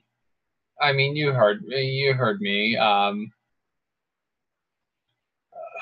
It's just the guy seems to have an issue, but without, they just have to, add the hatred towards it. Why can't it be, why can't people get along? I know it's hard for people to get along, but why can't people actually have agreements and disagreements and actually have a discussion? And just instead of just hate this group of people, and go off and just be like, oh, you know what? Honestly, it's just I just don't agree with the guy, and I think it's not getting. It's just here's one thing: it easily triggers people, and it's going to get people mad at him, and plus they're going to go after him because of his race too. He should think about that in the long run too. It was like, you know what? And plus, people will be like, what the fuck? It'd be like, oh, we're gonna go after this because of that and this and that, and never get done. It's just it's just reduced itself down to nonsense and distraction. Yeah. I mean, it just sounds like a distraction piece that is controversial, though. In my honest context, I thought it was a distraction. Like, why don't you actually focus on the real issue? Yeah.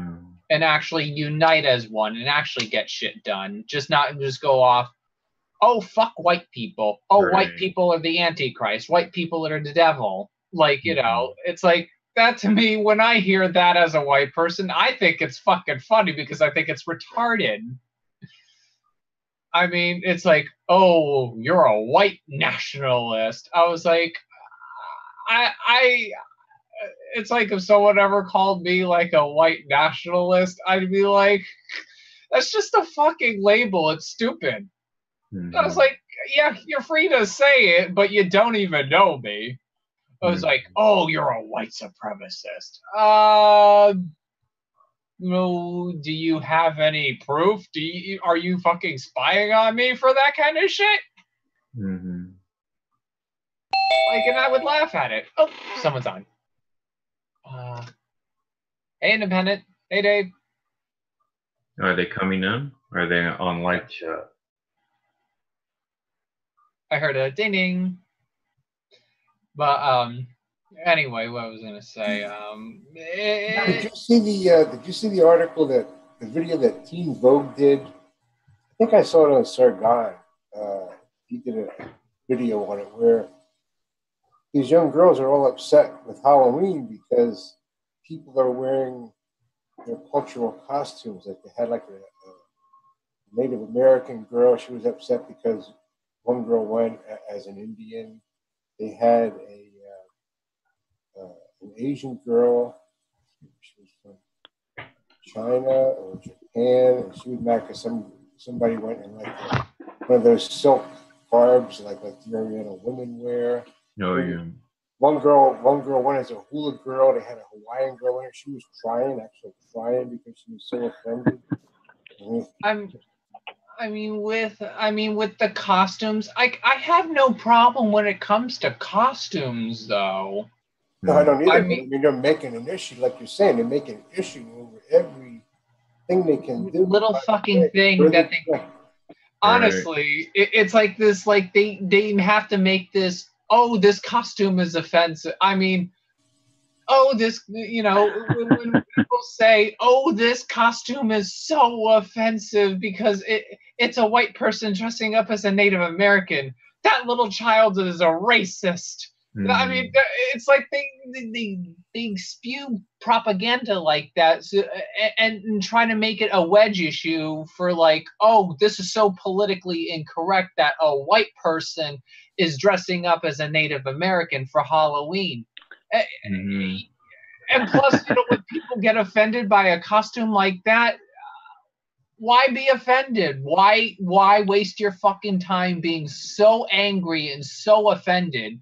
Honestly, you know what? Obama has done worse to the Native Americans. Look at fucking Standing Rock. Why don't you actually bitch at Obama for that? And why don't you bitch at Hillary for that too? Yeah, it's like sorry, one more thing. If you're gonna have any kind of fucking moral authority to judge a person by its fucking costume,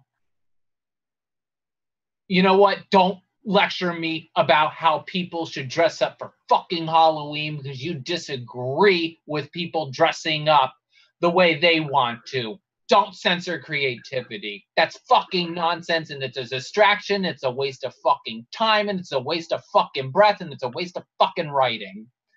Yeah, one time I saw this post that this girl said Halloween doesn't give you an excuse to be racist, and then of course it would show people dressed up as Native Americans, and some of them would have the whole skin painted red, and really the whole thing. The only thing that I say you can't really do is use a costume to commit a crime. Like that whole clown thing that started, where freaks were running in the woods and chasing girls and crap. I mean, but if you remember, this whole issue actually hurt Indiana too. Everybody thinks, I mean, I don't know why anybody would be a fan of Gary Pence. Gary Pence cost his state a lot of money.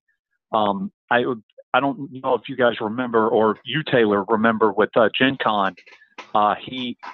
He was pushing for cosplay not to be allowed in Gen Con. And he also was pushing the gay issue.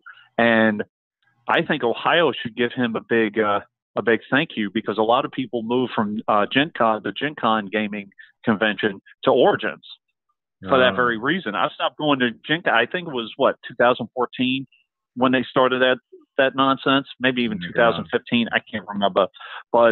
And the director of that convention at the time was I don't know if he still is, gay. I don't know if he's the same director. So they wanted to move the entire convention out of Indianapolis. And if you remember also, the NCAA wanted to take the tournament out, and a lot of concerts and things wanted to take things out simply because Gary Pence is a homophobe. So, to me, the only time in which, if you're just using a costume to, dress up and have fun and all of that, fine. But if you're going to do it to commit a crime, or I don't know what the actual law is. Like if you can cover your face out in public, like outside of a convention or an event, I'm not sure. I mean, the clown thing was a big deal, around Halloween.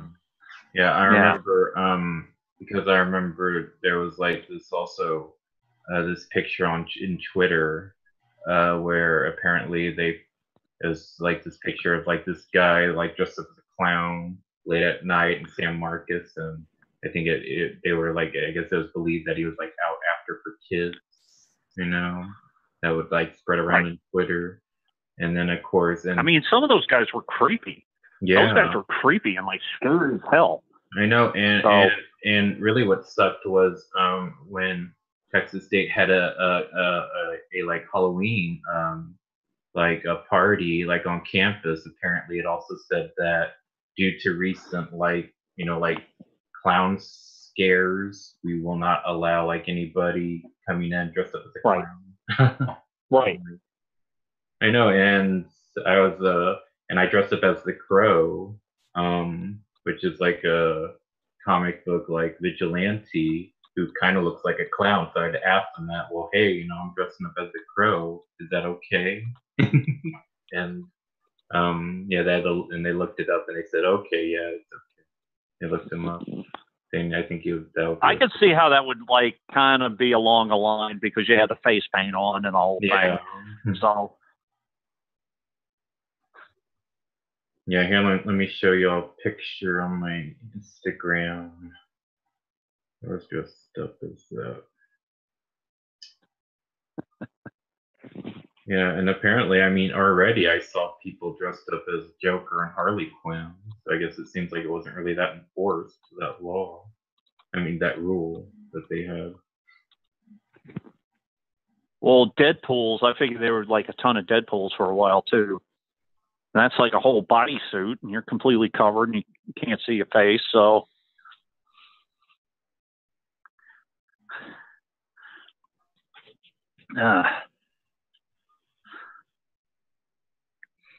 Okay.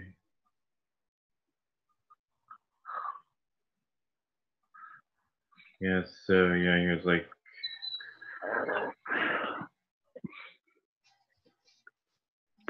yeah, see, it was like a picture.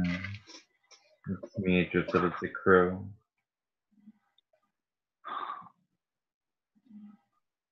Oh, cool. And see you, M99. Take it easy. Take care, Dave. No, M99. Oh. She's saying goodbye. Oh, sorry. Bye. It's okay. I thought you were leaving. I was like, oh, you just got here. Hey, Eric, the thing that I was asking you about, I am deathly afraid of forgetting to invite someone. Oh, that's okay. And I just want to make sure. That everybody that wants an invite gets an invite, as long as they aren't doing silly nonsense, snicker penis nonsense, or trying to troll or being stupid. So I mean, as I said before, I want to expand the conversation, and I want as many people to hit a platform as possible. And Taylor, I only heard a very, very small part of it. I wouldn't have a problem. Yeah. The only problem I had with that is that I have to take some time to do some research so that I can ask some informed questions. I hate the general questions. I want to like get into specifics. But yeah, as soon as he said the 10 bullet clip instead of 8 bullet clip, I was kind of like, okay, because I made that point before. I'm like, to me, it makes no sense. I understand you're catering to your base in Texas, but if you are responsible enough with guns and you're a good enough shot, you shouldn't have to worry about having 10 bullets instead of 8 to take out an assailant. That's my point. I didn't hear anything else. Of which some people said he has some good points though. Yeah. So, I just I don't like because it's kind of a red flag when they're like, well, I want to talk to you tomorrow. I'm like, well, I don't really have that much time. No, I want to talk to you tomorrow. Okay. You don't really have that much time to prepare and research at least a little bit so you can have an informed discussion. You just, what's your platform? So that's my thing. Yeah. But I'd be happy to have him on. Now that I know now that I know what's going on, I'd be happy to have him on if he wants to come on my show. Yeah, I guess I could tell him. Yeah. My thing is too, a lot of people are anti-justice Democrats. My thing is, just because you're not a Justice Democrat doesn't mean that you're a good or a bad candidate. And just because you are a Justice Democrat doesn't mean you're a bad candidate or a good candidate. So everybody has to be vetted. I'm not really, keen on the whole Justice Democrats concept. I'll give everybody a shot. Right. I mean, obviously, like with the Democrat who didn't make it to the Justice Democrat who's running against Ted Cruz. She seems to be a good politician. And also, same way with like, Justice Democrat who's who's trying to primary against Joe Manchin.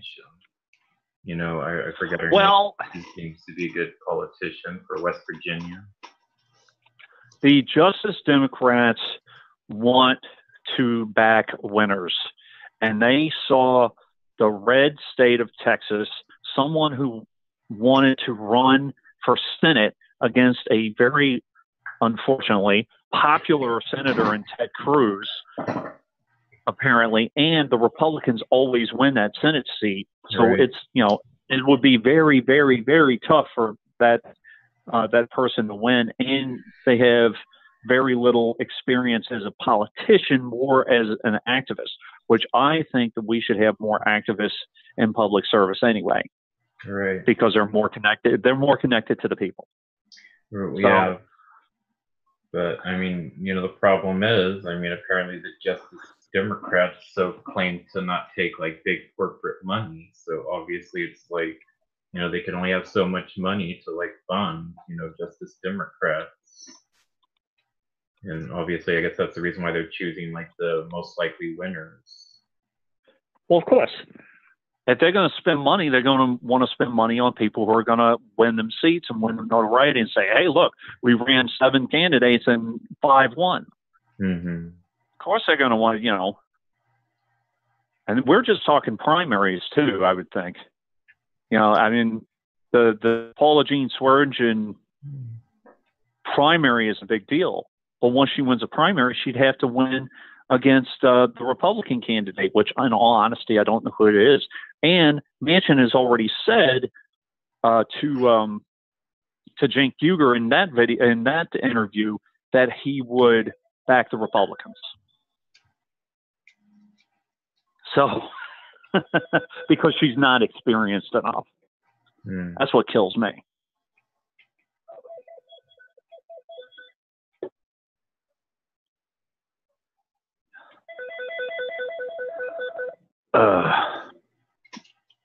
So, I don't know.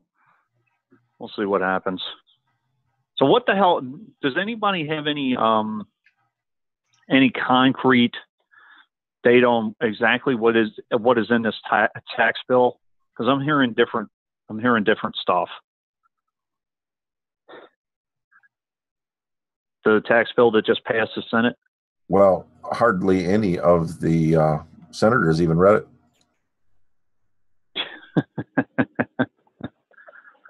My understanding is that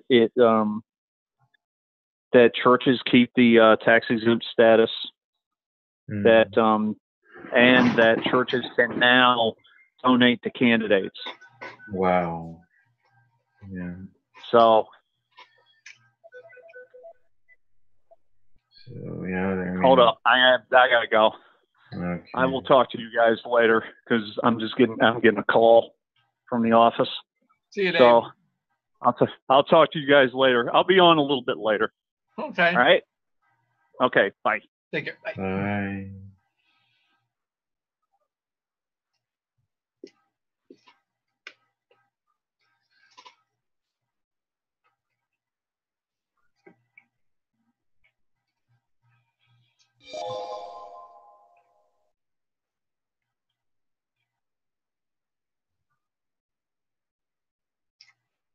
It just makes me wonder, would this tax plan still get passed or some other bill similar to it, even if Hillary Clinton did become president?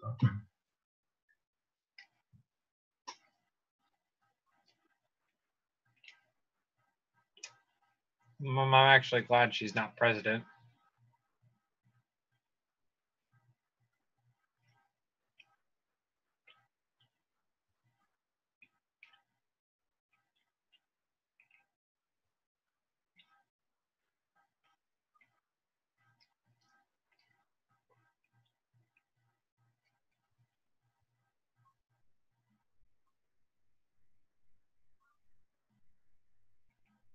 Yeah, but and I bet if she did become president, then obviously Donna Brazil wouldn't have came out to tell the truth.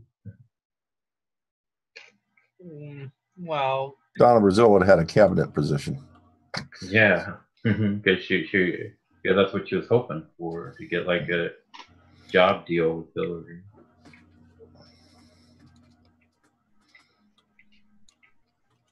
That the Clintons would have used it as influence peddling on a massive scale.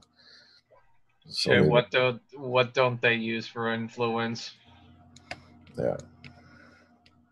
That's why I think we have to ask all the candidates. Do you support that the Democratic Party has not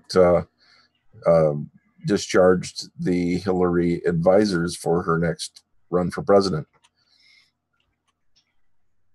You know, what little money the Democratic Party has should not be going for Hillary's third run. Seriously? She's like a female vampire. Yeah.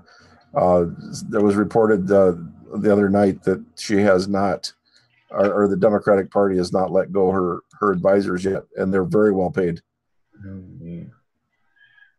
Yeah, I feel like the only way, I feel like the only way the Democrats will be free from the Clintons is once they all like die of old age, the whole family.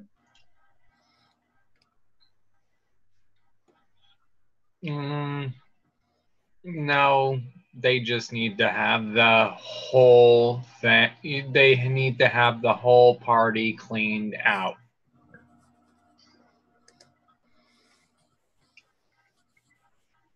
And actually stand for something, not spew.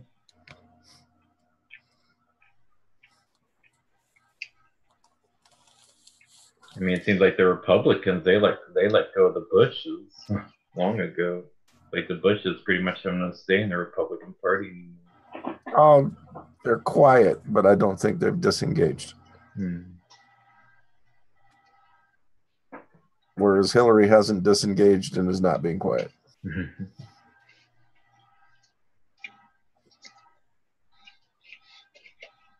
Right? What's your cat's name? Victor. Oh. He thinks when I'm talking to you guys, I'm talking to him.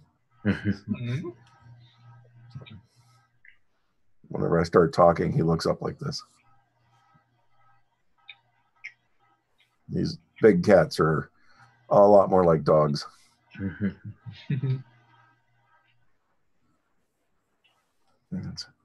I can barely move my arms because he's laying on my arms.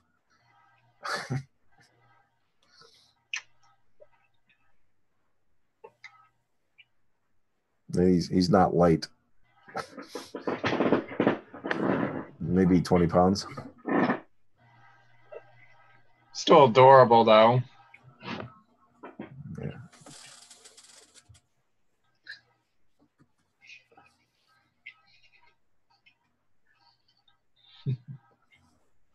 Well, he couldn't come out here for a year and a half, so he's really missed me. And almost inseparable. If I go upstairs, he trots along with me.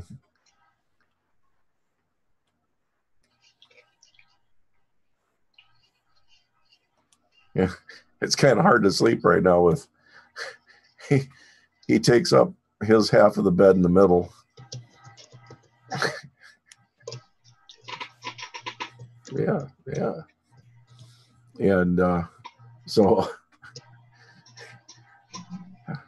yeah, and somebody popped the bed. Who's got claws?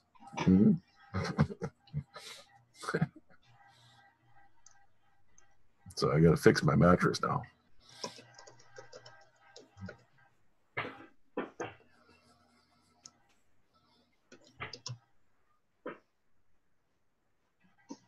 Then I've got a cat head in my face, but I got whiskers all over my face. They're just like going in and out and moving across the face. It's like having a whole bunch of bugs on your face. How old is he, Snort? How old is Victor's 8? My dog is a lot like him. She's. I told my wife that she's more like a cat. Because she doesn't listen unless we have like one of those vibrating collars. She goes out without that collar. She will not listen. She barks like crazy.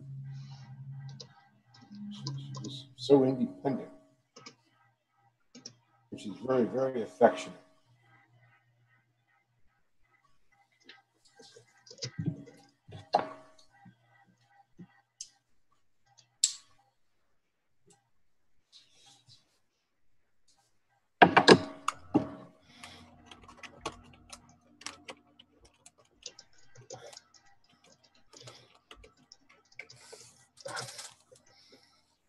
Yeah. Like one time on Facebook, Maybe it's time to get down.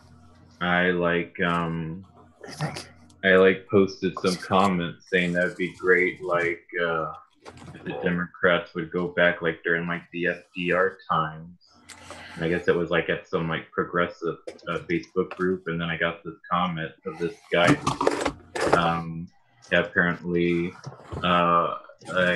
Apparently, I was like related to FDR by blood, and I guess it was like some guy like kissing another guy, so obviously they must be gay. And I was thinking, man, it would just be great if Democrats could like get like all like people that were blood related to like FDR instead of like going by the Clinton family.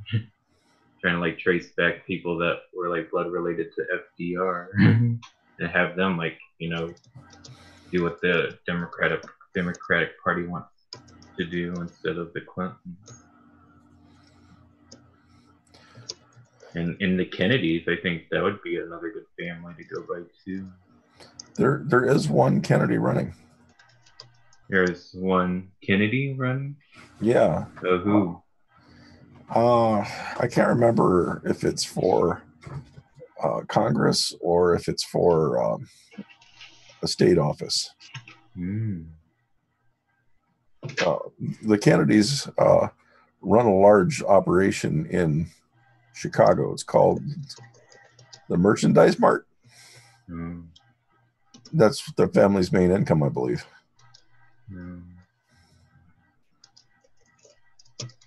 I mean, are they connected with George Soros, though? I don't know. There's some very large, wealthy families in Illinois. One of them is, I believe, running for governor. The one that worked together with Oprah to get Obama in the office of president. They used what? Well, I mean, Oprah was really the driving force behind Obama becoming president. She had a lot of influence on a lot of people, and she used it. She wanted Obama to be president very bad.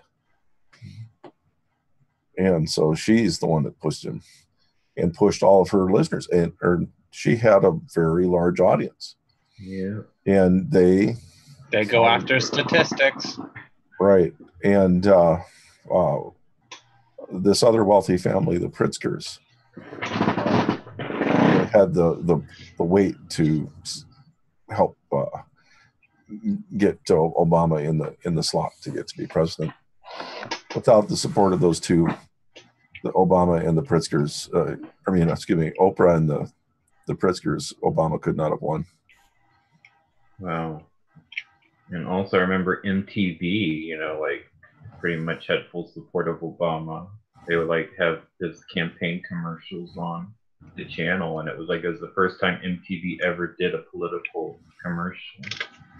By then I wasn't watching it anymore. MTV in the 80s when it came out was just awe-inspiring. Yeah. I did like Beavis and Butthead though, and Daria. This is basically really it for MTV. Mm-hmm. But back in the early 80s, everybody watched it to see what the next video was going to be. Yeah.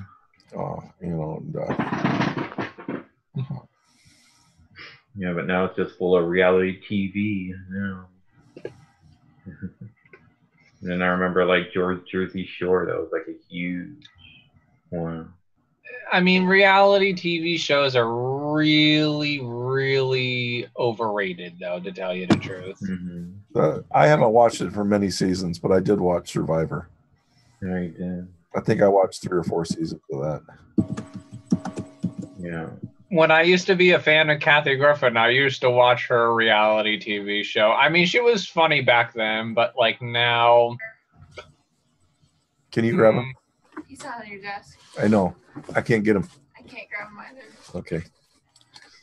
But it was funny how she told the truth. She's like, oh, they edit me just to make me look nice.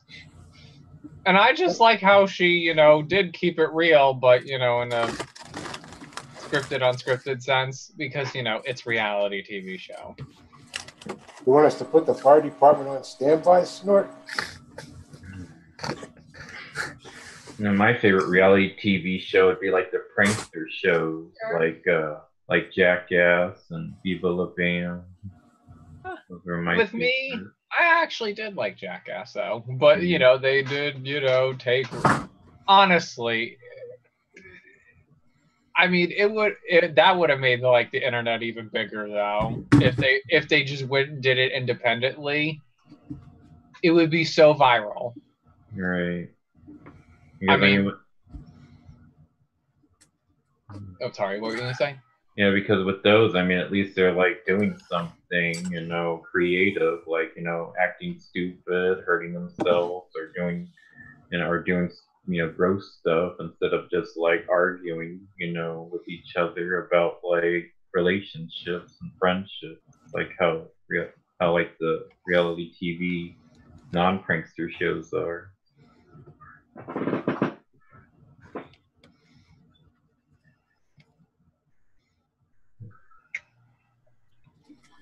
I mean, the only reason why I would laugh at them, they're making themselves look like idiots for a shit ton of money. Yeah. I mean, it's like, are you really gonna make your? Honestly, I just think to myself, to those like Jersey Shore people, are you willing to sell? Are you willing to dumb yourself down just to make a few bucks? Like and like. I mean, they could have been doing something better instead of just, just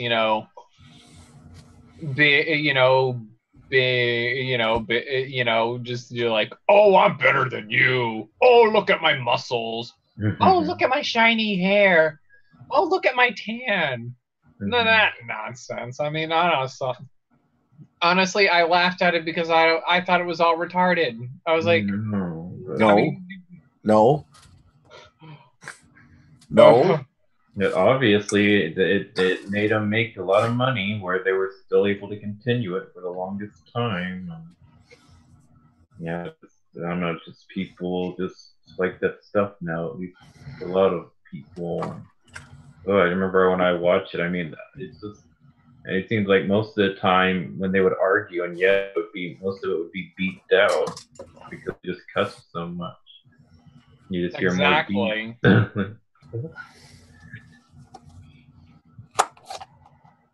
Snork, Angel said to open a can of cat food and mix it down like a can. Oh, my desk has multiple levels. And I have a lot of stuff on the second level where I just reach up here. He has decided that having the head right here is optimal.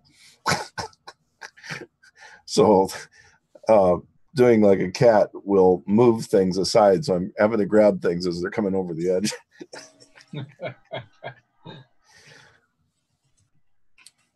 Cats like to walk wherever they want.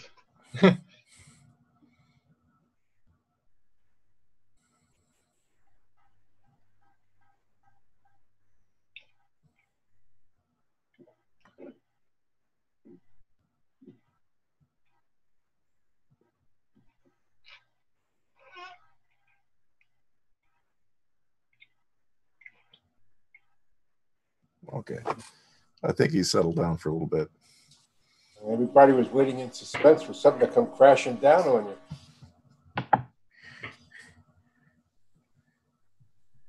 The suspense intensity is rising. Yeah.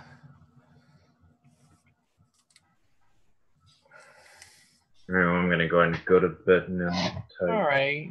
Night, Taylor. You take care. Later, No. Taylor. I'll definitely watch that interview. Yeah. Yeah, I'm You gonna really like. did a good job today.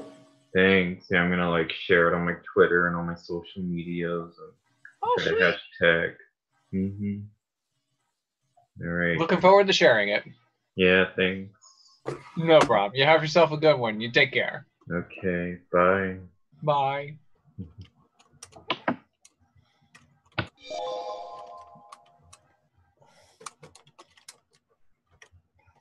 Yeah, what else?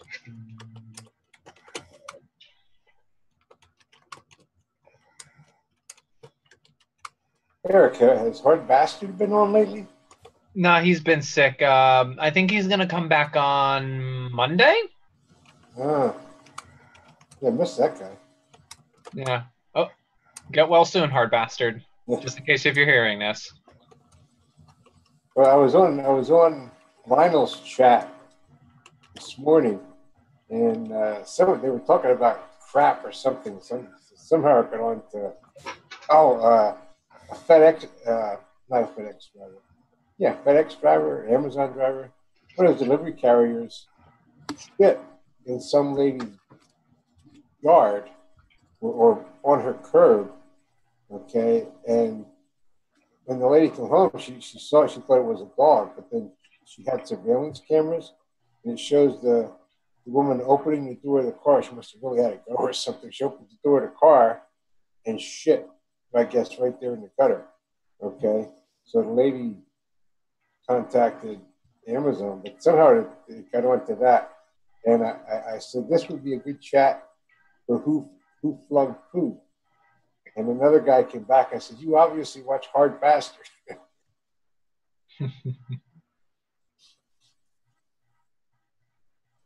I got to look for that video, though.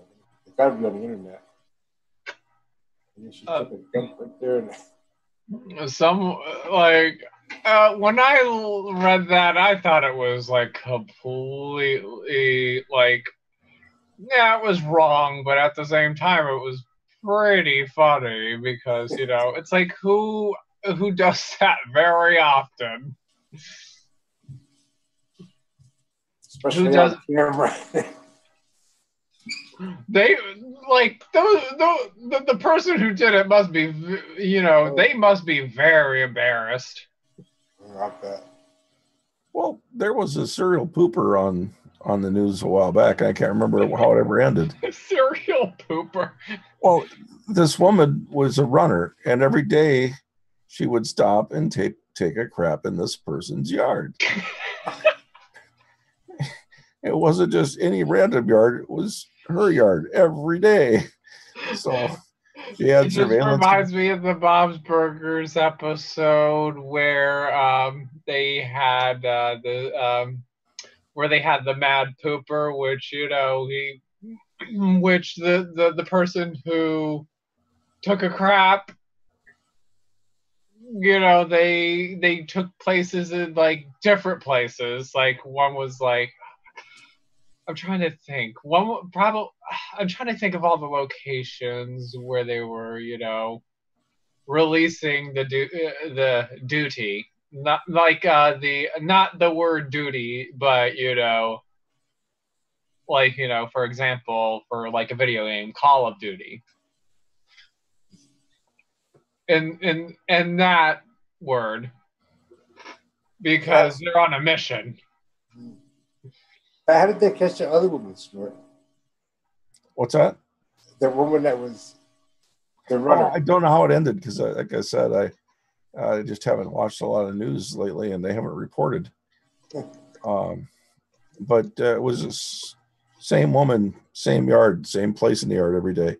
Oh. And it was just really upsetting the woman to the point where the police weren't doing anything. So she called the local news company. Let's see if that's on the internet.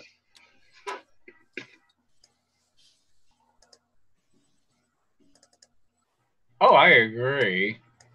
I mean, I get a woods, but not a curb. Yeah, I mean, taking a crap in a woods, that's normal. I mean, you could use a leaf as well.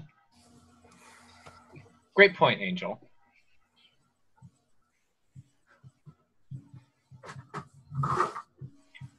Is that video on the internet, Eric? Of that woman? I don't know. Now, can we play news on the TV without getting a copyright ding? Hmm?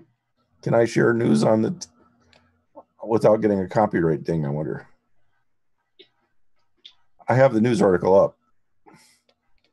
Oh, a news article? I mean, Hardmaster does it all the time. Okay, I'm going to share that screen.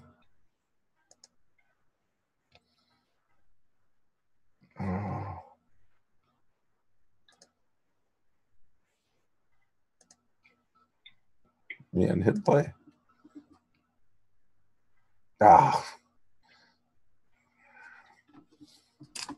No sound. 5 seconds.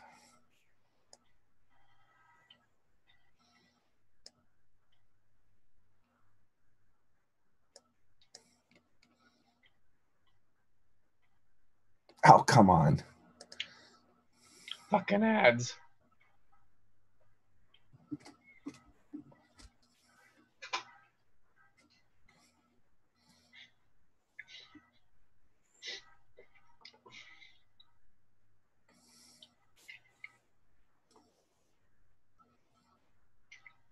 Can you imagine a politician doing something like that?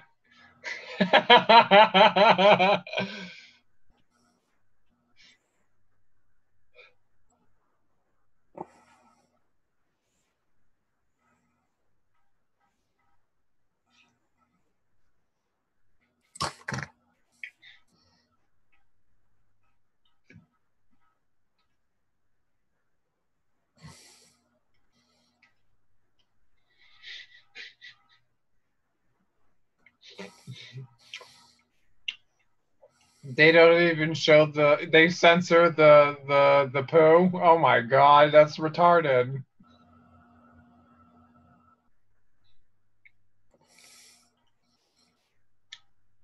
They should have left it uncensored because, you know, what if it could have been like fake duty or something?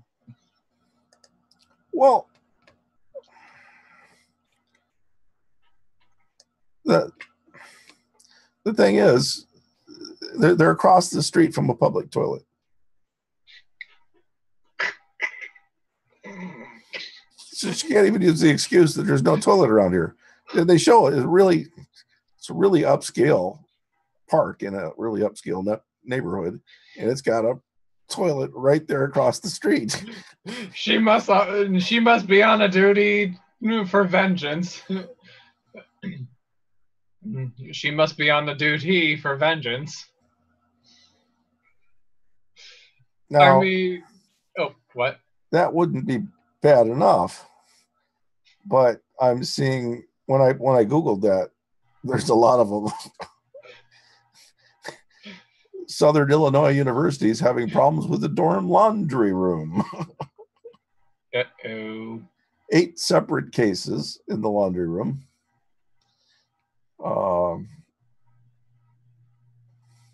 What, someone took a crap in the laundry room? Yeah, 8 times. Why don't they get a DNA test to actually find out who the fuck it is? Charmin toilet paper has offered the Colorado Springs Mad Pooper a year supply of TP if she'll stop. Wow.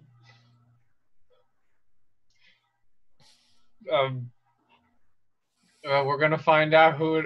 Honestly, with all that scientific shit and like all the DNA testing, and they could just easily find out who the fuck it is.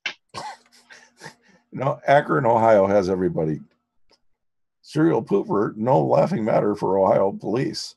And it says, after searching for the man accused of defecates on numerous cars over the past 3 years.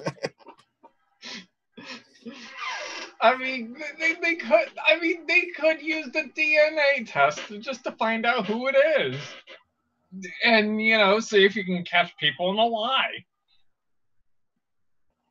They're like, did you defecate in public? Yes or no? Of like, the DNA test said it matches your DNA. It just proves that you're fucking lying. And you just could have been honest. I mean, but it's either, you know what, if it's someone who needs to, emergency and there's no bathroom around, I would do my best to look for the woods, for decency at least.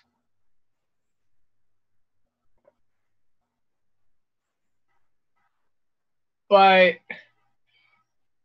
I mean, just for vengeance, it's funny at the same time, but like, what is your motive behind dumping on someone's lawn? Well, the one in Southern Illinois University is doing it in the laundry machines. Oh my God.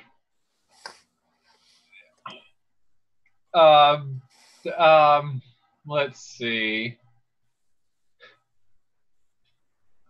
It looks like is there any reports on the cloves turning brown? Yeah, people are finding it. Well, she'll wait till somebody's like put a load in, forgets their soap, and goes and gets their soap and comes back and does it in the interim. That must be stinky. I mean, I put the other link in the chat, Eric, on that Amazon one. An unwelcome package. That actually does sound pretty funny in that context.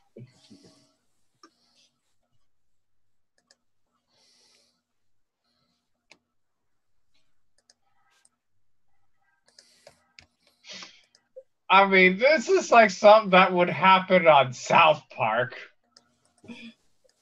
Like, but in this episode, South Park called the F word because, but the F word is the word fag or faggot, but in a different context. It's not describing, gay homosexuals. It's describing as annoying, loud Harley riders, and pretty much what Cartman did, the boys did. They like took a crap on all of the like Cartman took a crap on all of the bikers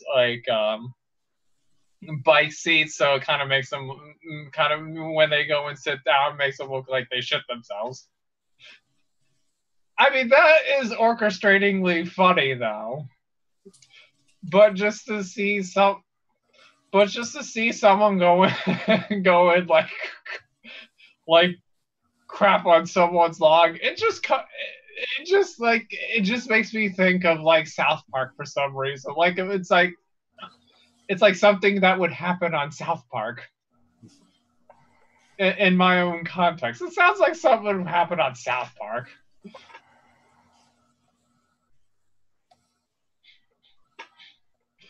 And that's what gives me that, oh my God, this is actually really funny.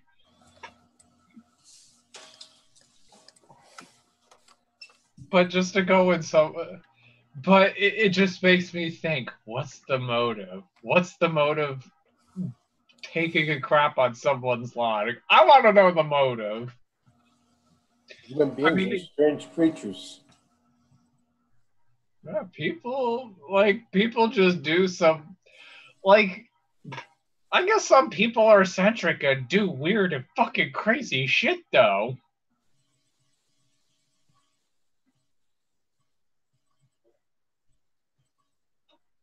I mean, with me, I'm eccentric, but I don't do weird, crazy shit though. I mean, I might say something, crazy at times, but hey, that's just me.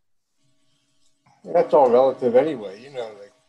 Like to me, if something's consensual among adults, that's their business. So. But someone crying on someone's log, I want to know the motive. That's not consensual. They caught the person September 30th. Brain injury. I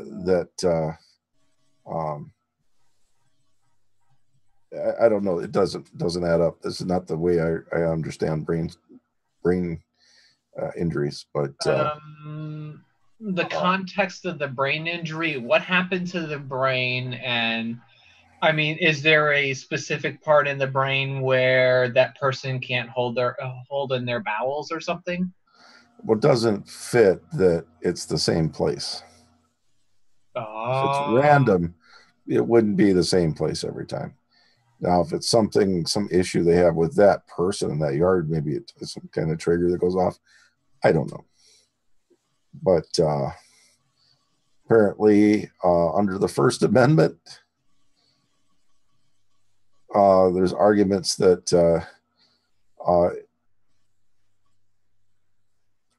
the lawyers are saying that it's constitutionally protected, and other lawyers are saying it's not a First Amendment protected. So, but it's part of action, not part of speech. That's sorry. No, go ahead.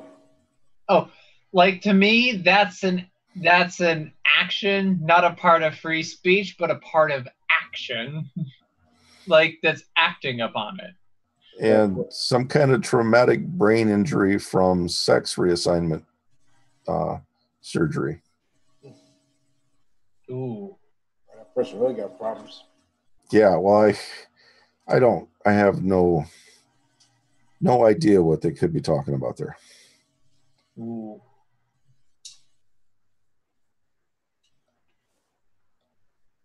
Maybe it was somebody who was thinking with their penis. Not anymore.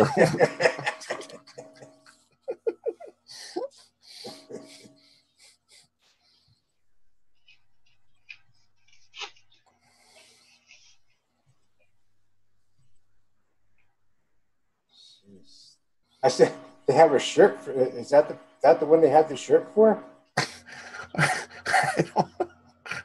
I was Googling and I saw that and I thought I got to put that shirt up there. The charges look like I haven't seen any other follow-ups on it. They were going to charge for public exposure and public defecation. The actual pooping on the lawn, that's okay. And they're going with the defense that it's just like breastfeeding a child. It should be allowed everywhere. Well, she should have to clean up after herself if that's the case. That's agreeable. I mean, it's like a dog, taking a dump on the grass. Except she doesn't bring a doggy poop bag, but she does bring napkins. Oh, to wipe probably. So it's premeditated. That also blocks it's just the brain damage causes the need to randomly go. Yeah. I mean, like here's like one thing. I mean, if they're running with crap in there, extra leftovers, from defecating, and just wearing it and being all stinky, it's like one thing to have like that I could understand in the context of a brain injury, but bringing napkins, it's like that's intent right there. It's like I went over to my neighbor's yard to take a shit. But the Colorado Springs police, they have a lot of articles up there begging people not to call and ask them about it.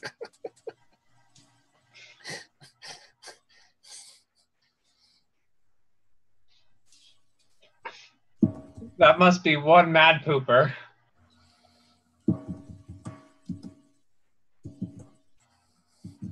Super pooper. Angel said the bowel movement. They're the SJW. Well, I did see other articles. I mean, there was a lot of them across the country. New Orleans, Silicon Valley. Silicon Valley apparently had a whole group that was cluster pooping to protest. They pick a yard and fill it up. Honestly, the only person that you should really be crapping in the yard is Hillary Clinton's. Oh, I could think of a lot of politicians. That too.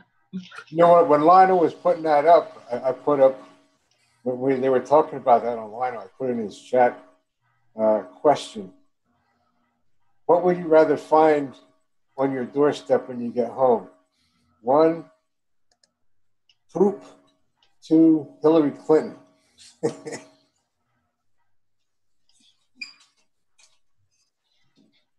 Me. Which was, would you rather find people on your doorstep, or would you rather find Hillary Clinton on your doorstep? Well, I always thought you should send a bag full in the mail to, your congressman or something to let them know how you feel about them. But, that is not legal anymore. Oh, inciting. Well, if it has like something like toxoplasmosis in your, you send a bag of cat crap. That's sending a pathogenic organism, which is not looked on happily by the post office.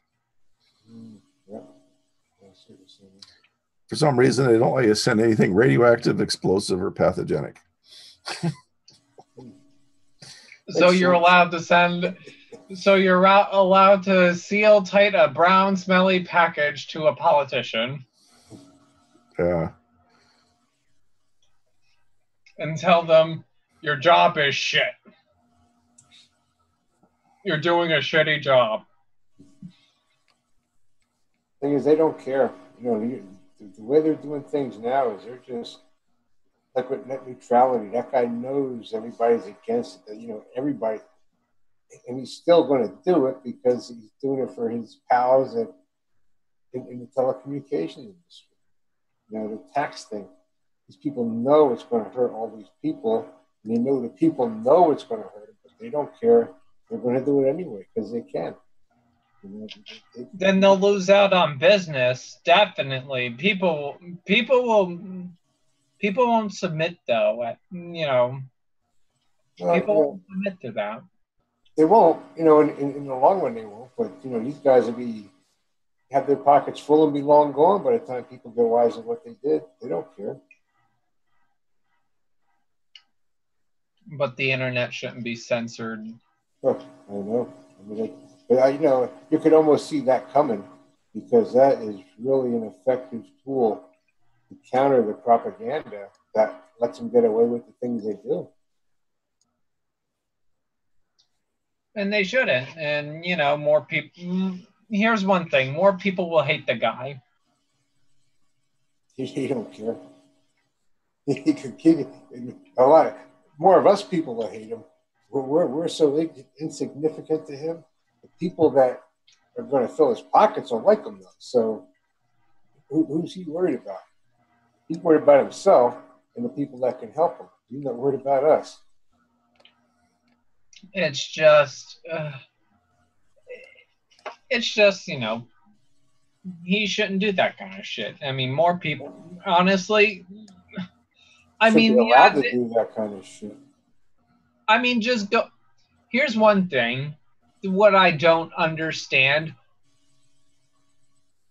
I mean, where he's working, people should go out and protest where he's working. That too. I mean, yeah, the Verizon protest, yeah, that's substantial. I mean, here's one thing, people should just get rid of Verizon and starve him out of his money. But, I think he knows that the masses of people, you're going to have some informed people that use the internet and know what neutrality is. But you have a lot of people that don't even know that this is even being discussed. So he knows that, okay, those people will protest, but the masses don't know what's going on. But, as long as they get it done, they're home free, because he'll be gone by the time things change, unless they can arrest him for something, which in today's political climate, I don't really see that happening. I mean, I blame Obama for Ajit. Honestly, Trump should get rid of the guy. That's what Trump should do. He's doing what Trump's people want. He's giving them the internet. He's giving them, control of everything. And the thing is, taxpayers paid for it. That was built with Department of Defense money. Did the private sector contribute anything to that stuff? I'm not sure. I mean, with me, here's one thing: nothing should be censored on the internet. Nothing should be censored on the internet at all. That's like my main issue. It's a censorship issue. And plus, there's going to be a bigger, honestly, if they do that, although they might make the big money, but it's going to backfire, and people are going to start to realize, there's going to be other internet service providers that will be much more better than, the ones that are controlled. And once I heard Kim.com is talking about starting an ISP provider. Oh, if he does, I'll join. I saw something on it. Oh, if he does, I'll definitely join.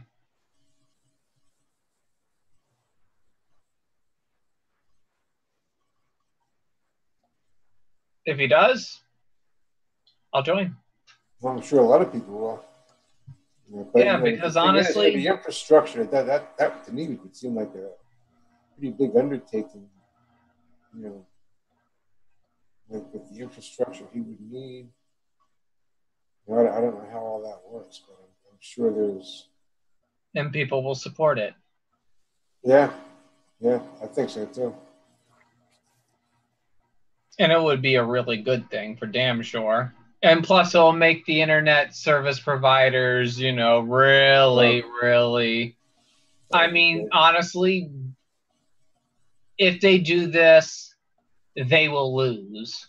That's the one thing. If they go through, censoring the internet, they will lose.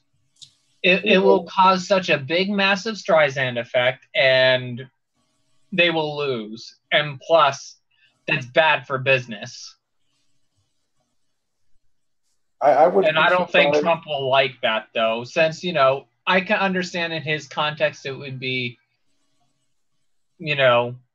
since I do look at him as a businessman as well, it would be bad for business. I think, if worse comes to worse, if he saw that as a bad idea, he would go and fire Ajit.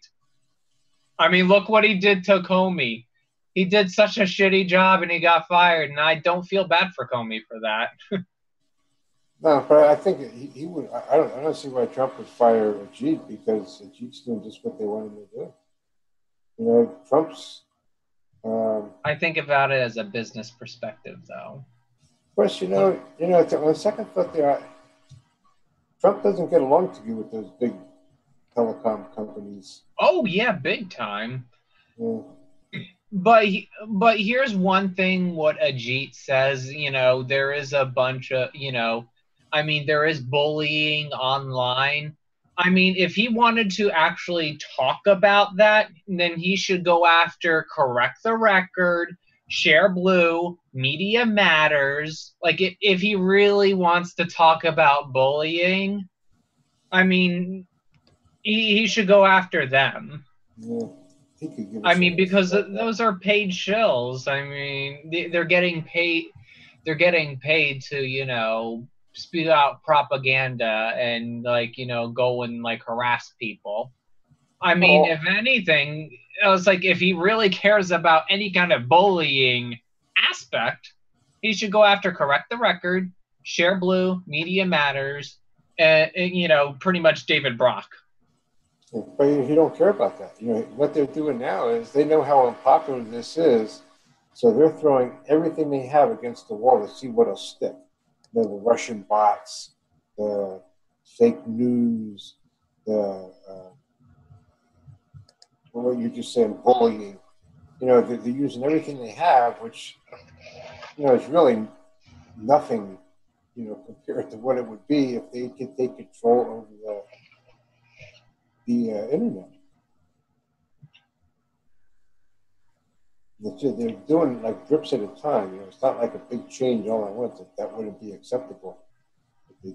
We're just going to regulate it or deregulate it so that the companies can spend money that the government doesn't have to improve it.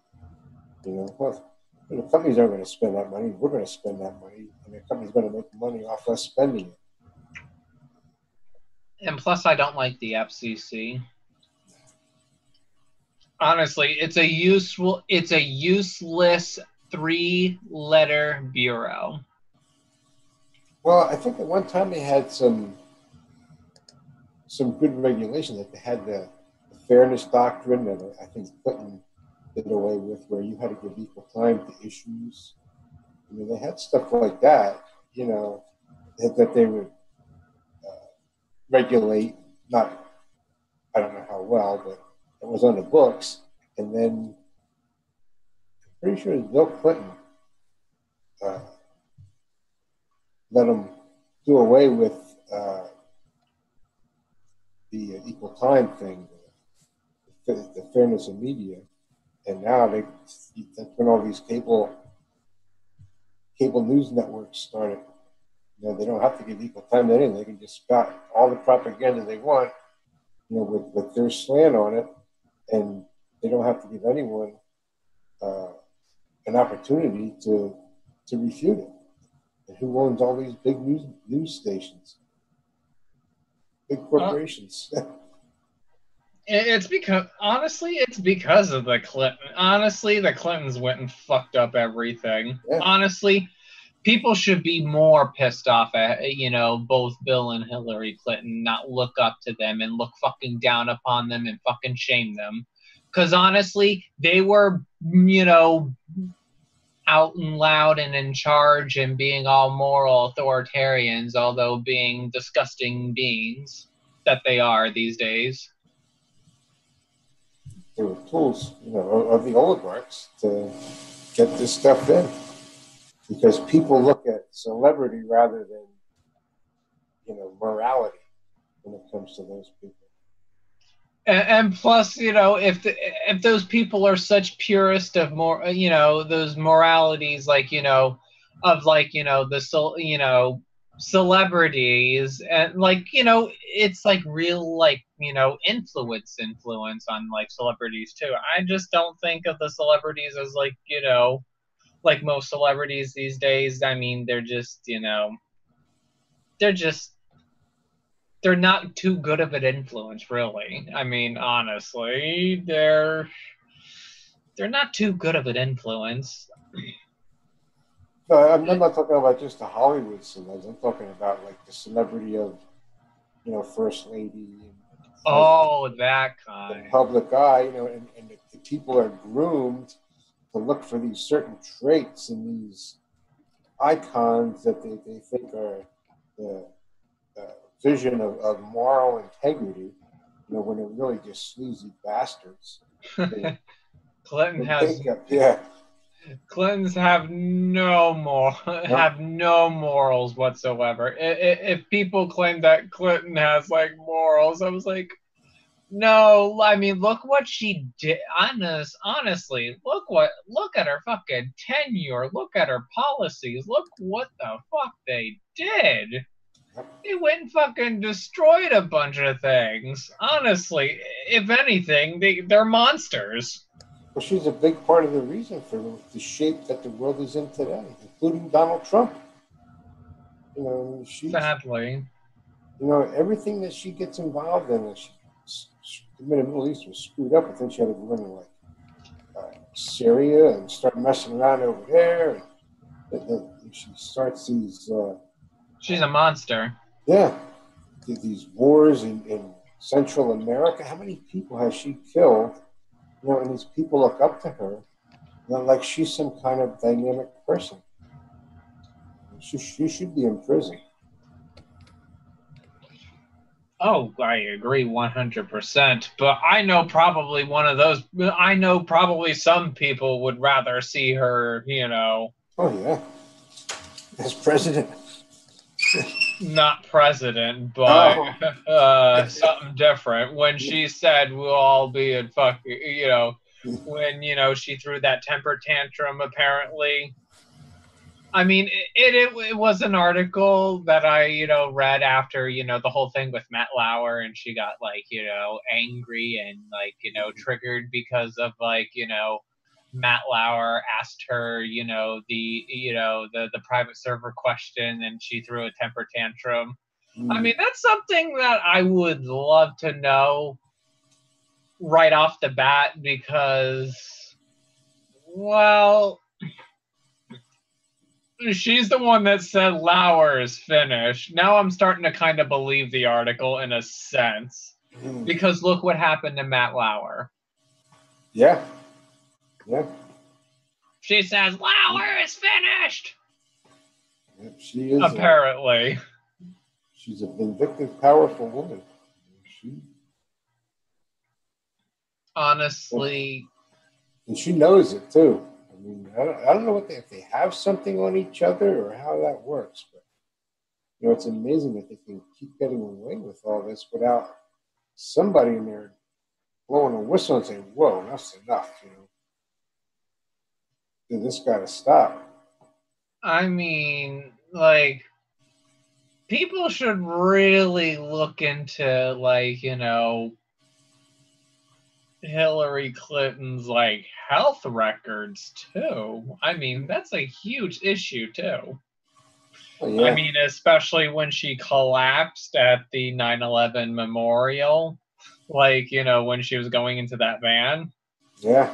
Honestly, why would you want to run a candidate with major health issues? Even like WikiLeaks documents actually, I think they revealed something about Hillary Clinton. I'm trying to remember what it was. Well, wasn't the part where like Donna Brazil was thinking about, you know, if something happened? I'm not sure if that was in the WikiLeaks or not. I mean, I'm trying to think. It was something because, like, I'm trying to think of what it was. What happened? Because I saw it a while ago. Trying to remember what it was. Can you imagine if it was Trump that collapsed and almost fell into a van like that, the way the media would have portrayed it, as opposed to how they portrayed it with her? They tried to like cover it up and make it seem like it was nothing, and you know, she just had a touch of pneumonia. And, you know, she's all right. She's such a trooper. You know, I mean, that would have been Trump. I mean, this guy's not fit to be president. Oh, exactly. Yep. Honestly, if any. Yeah. Oh, yeah. I mean, the media would just have a fiasco and, like, spin everything like they always do. I mean, that's what they do. Honestly, they shouldn't do shit like that. Yeah. Sickening. It is beyond sickening. People buy it. Honestly, the people buying it, it's like, why do people buy it in the first place? It's like, honestly, if they really actually gave a shit for Hillary Clinton, they would have been like, we want to see your health records. Like with me, I still think Hillary Clinton is a cunt, but I would want to see the health records anyway.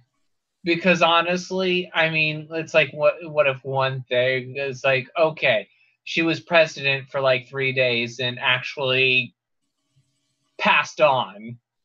I mean, that was like, oh, what the fuck? That would have been like something odd. Like if Hillary Clinton got elected and like something happened like 3 fucking days later. I was like, wait, what? Okay, why? It's like, why would you want to put a person who is unhealthy into a White House in the first place? Why? Now, if she'd have picked Nina Turner or Tulsi Gabbard as her vice president, I think that would have been a real bold move there, because then people who did have questions about her health, because you're looking, if she dies, look who would have been president. What's his name was just another asshole. But if people would say, well, she's half dead, if she dies, then you're going to get somebody that's progressive in there, that would at least start to change the direction. Yeah, but honestly, I think the donors were looking at that too, and that's why they wanted to make sure she didn't pick somebody like that, because they wanted another tool. If she died, they wanted to make sure they have control of the next person taking her place. I mean, that's why honestly, that's probably why she chose Tim Kaine. Like she did elevate Donald Trump though. but here's the funny thing. The very fake news media elevated Donald Trump, and now he's calling them fake news. Yeah. Why aren't people understanding that context a lot better? I think he knows they were using him. They were using him for the ratings. That's why they elevated him. And giving him all that press. And they weren't being nice to him. They were just using him. And I think it backfired on them, because they thought that by letting him saying all that stuff on TV was going to scare people away from him. But he sounded so much different than the people they're so used to hearing that he sounded good to them. So they did elevate him to the position, and he knows that. I think that it wasn't by design, it was by accident.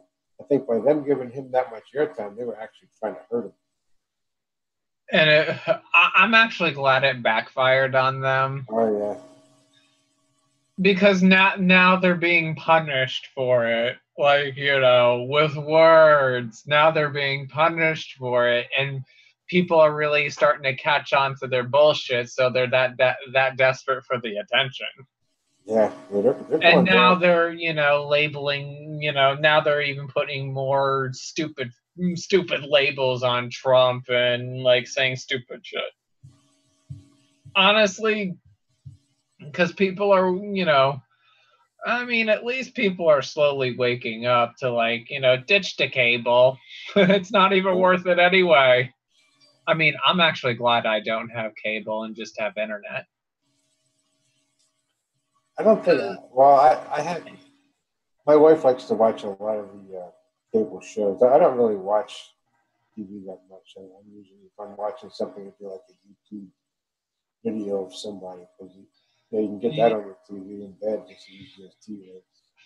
You know what I make my TV useful for? Video games or whatever I, want to watch, like, here and there. But mainly I fall asleep while watching it. It's the only thing that'll make me fall asleep. If it's off, I'm awake. But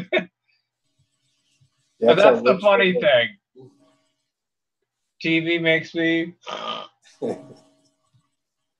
TV's off. Oh, I'm awake. Did you see that tweet I posted today where they did a remix with Comey? I think Bullshit Man did it. It's a remix with Comey and Hillary, and how she lied. Let me see if I'm trying to remember. You remembered it.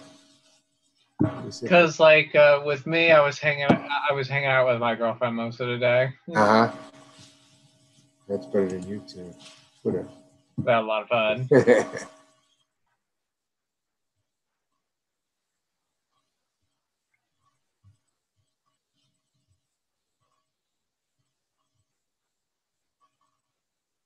Yeah, here it is.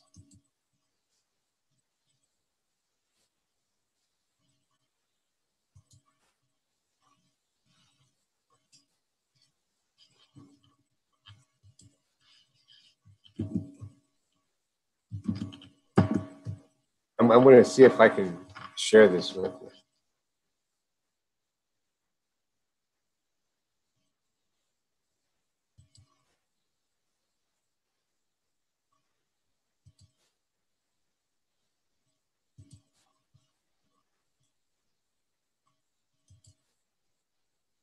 Can you hear it?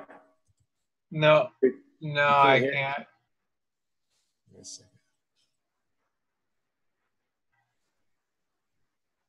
Oh, the volume is up.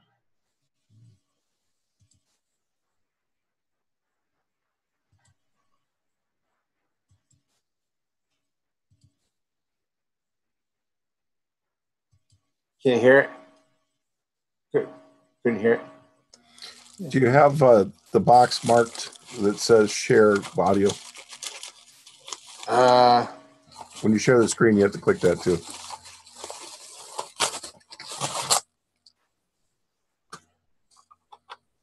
Is it the green part, Stuart? Let me see, share. I can't see this. Only one of us can be there at a time. So, Can you see my screen now? We still see the share screen. Yeah, unshare the screen for a second. I'll look for the box. Computer audio. I'll be right back real quick. That might be it. Might be computer audio. Might be what you have to check. Yeah, that says connected. I wonder, I wonder if my headsets, I might have to click it down here. Hold on a second.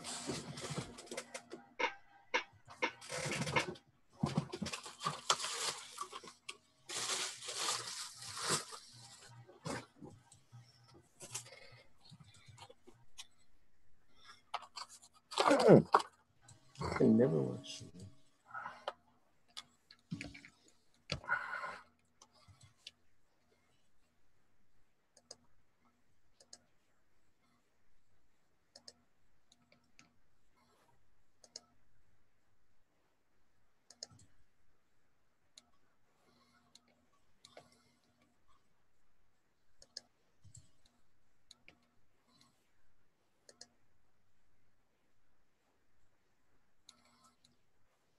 I don't know where I would go to get it. I had it the one night I had, and I had to work for it too. I could probably get you guys a link to it.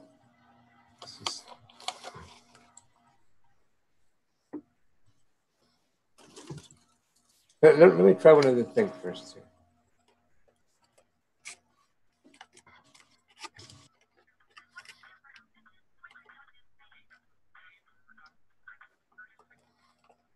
I hear a tiny bit of it.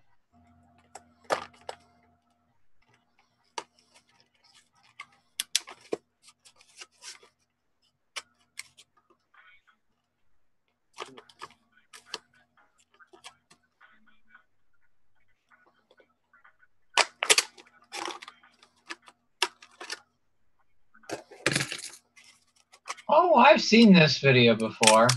Now I'm starting to remember and recognize. I have seen this before. Did you see it, Snort?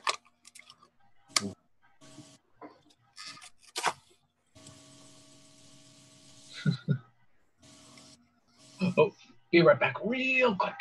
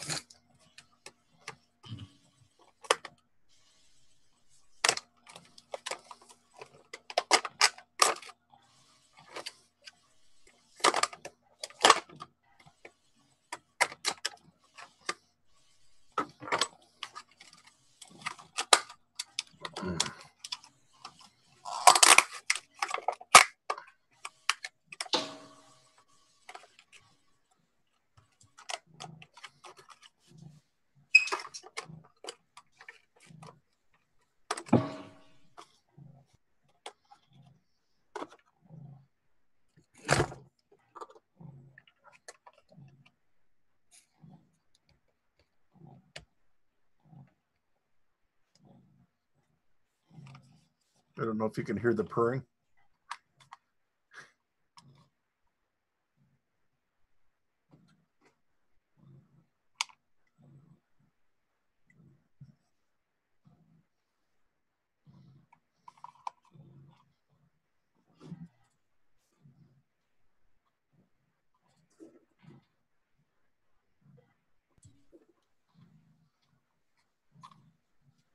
I can't hear it. No. No. Please.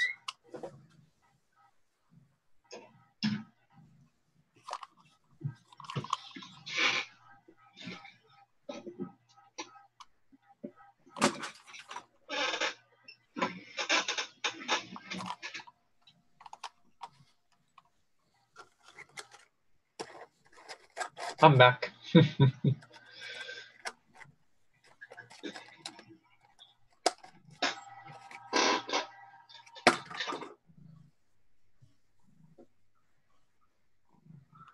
I hear purring.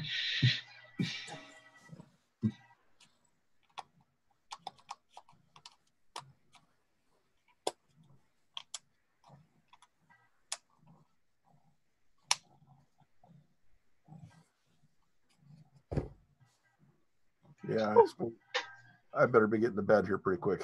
Okay. Yeah, I think I'm going to call it a night myself. Well, Yeah. it looks like everyone's going to call it a night. So, good night, everybody. Love you all. Have a good one. You guys take care. Later. Thanks, Eric. Not a problem. You guys take care. Have a wonderful evening. Night.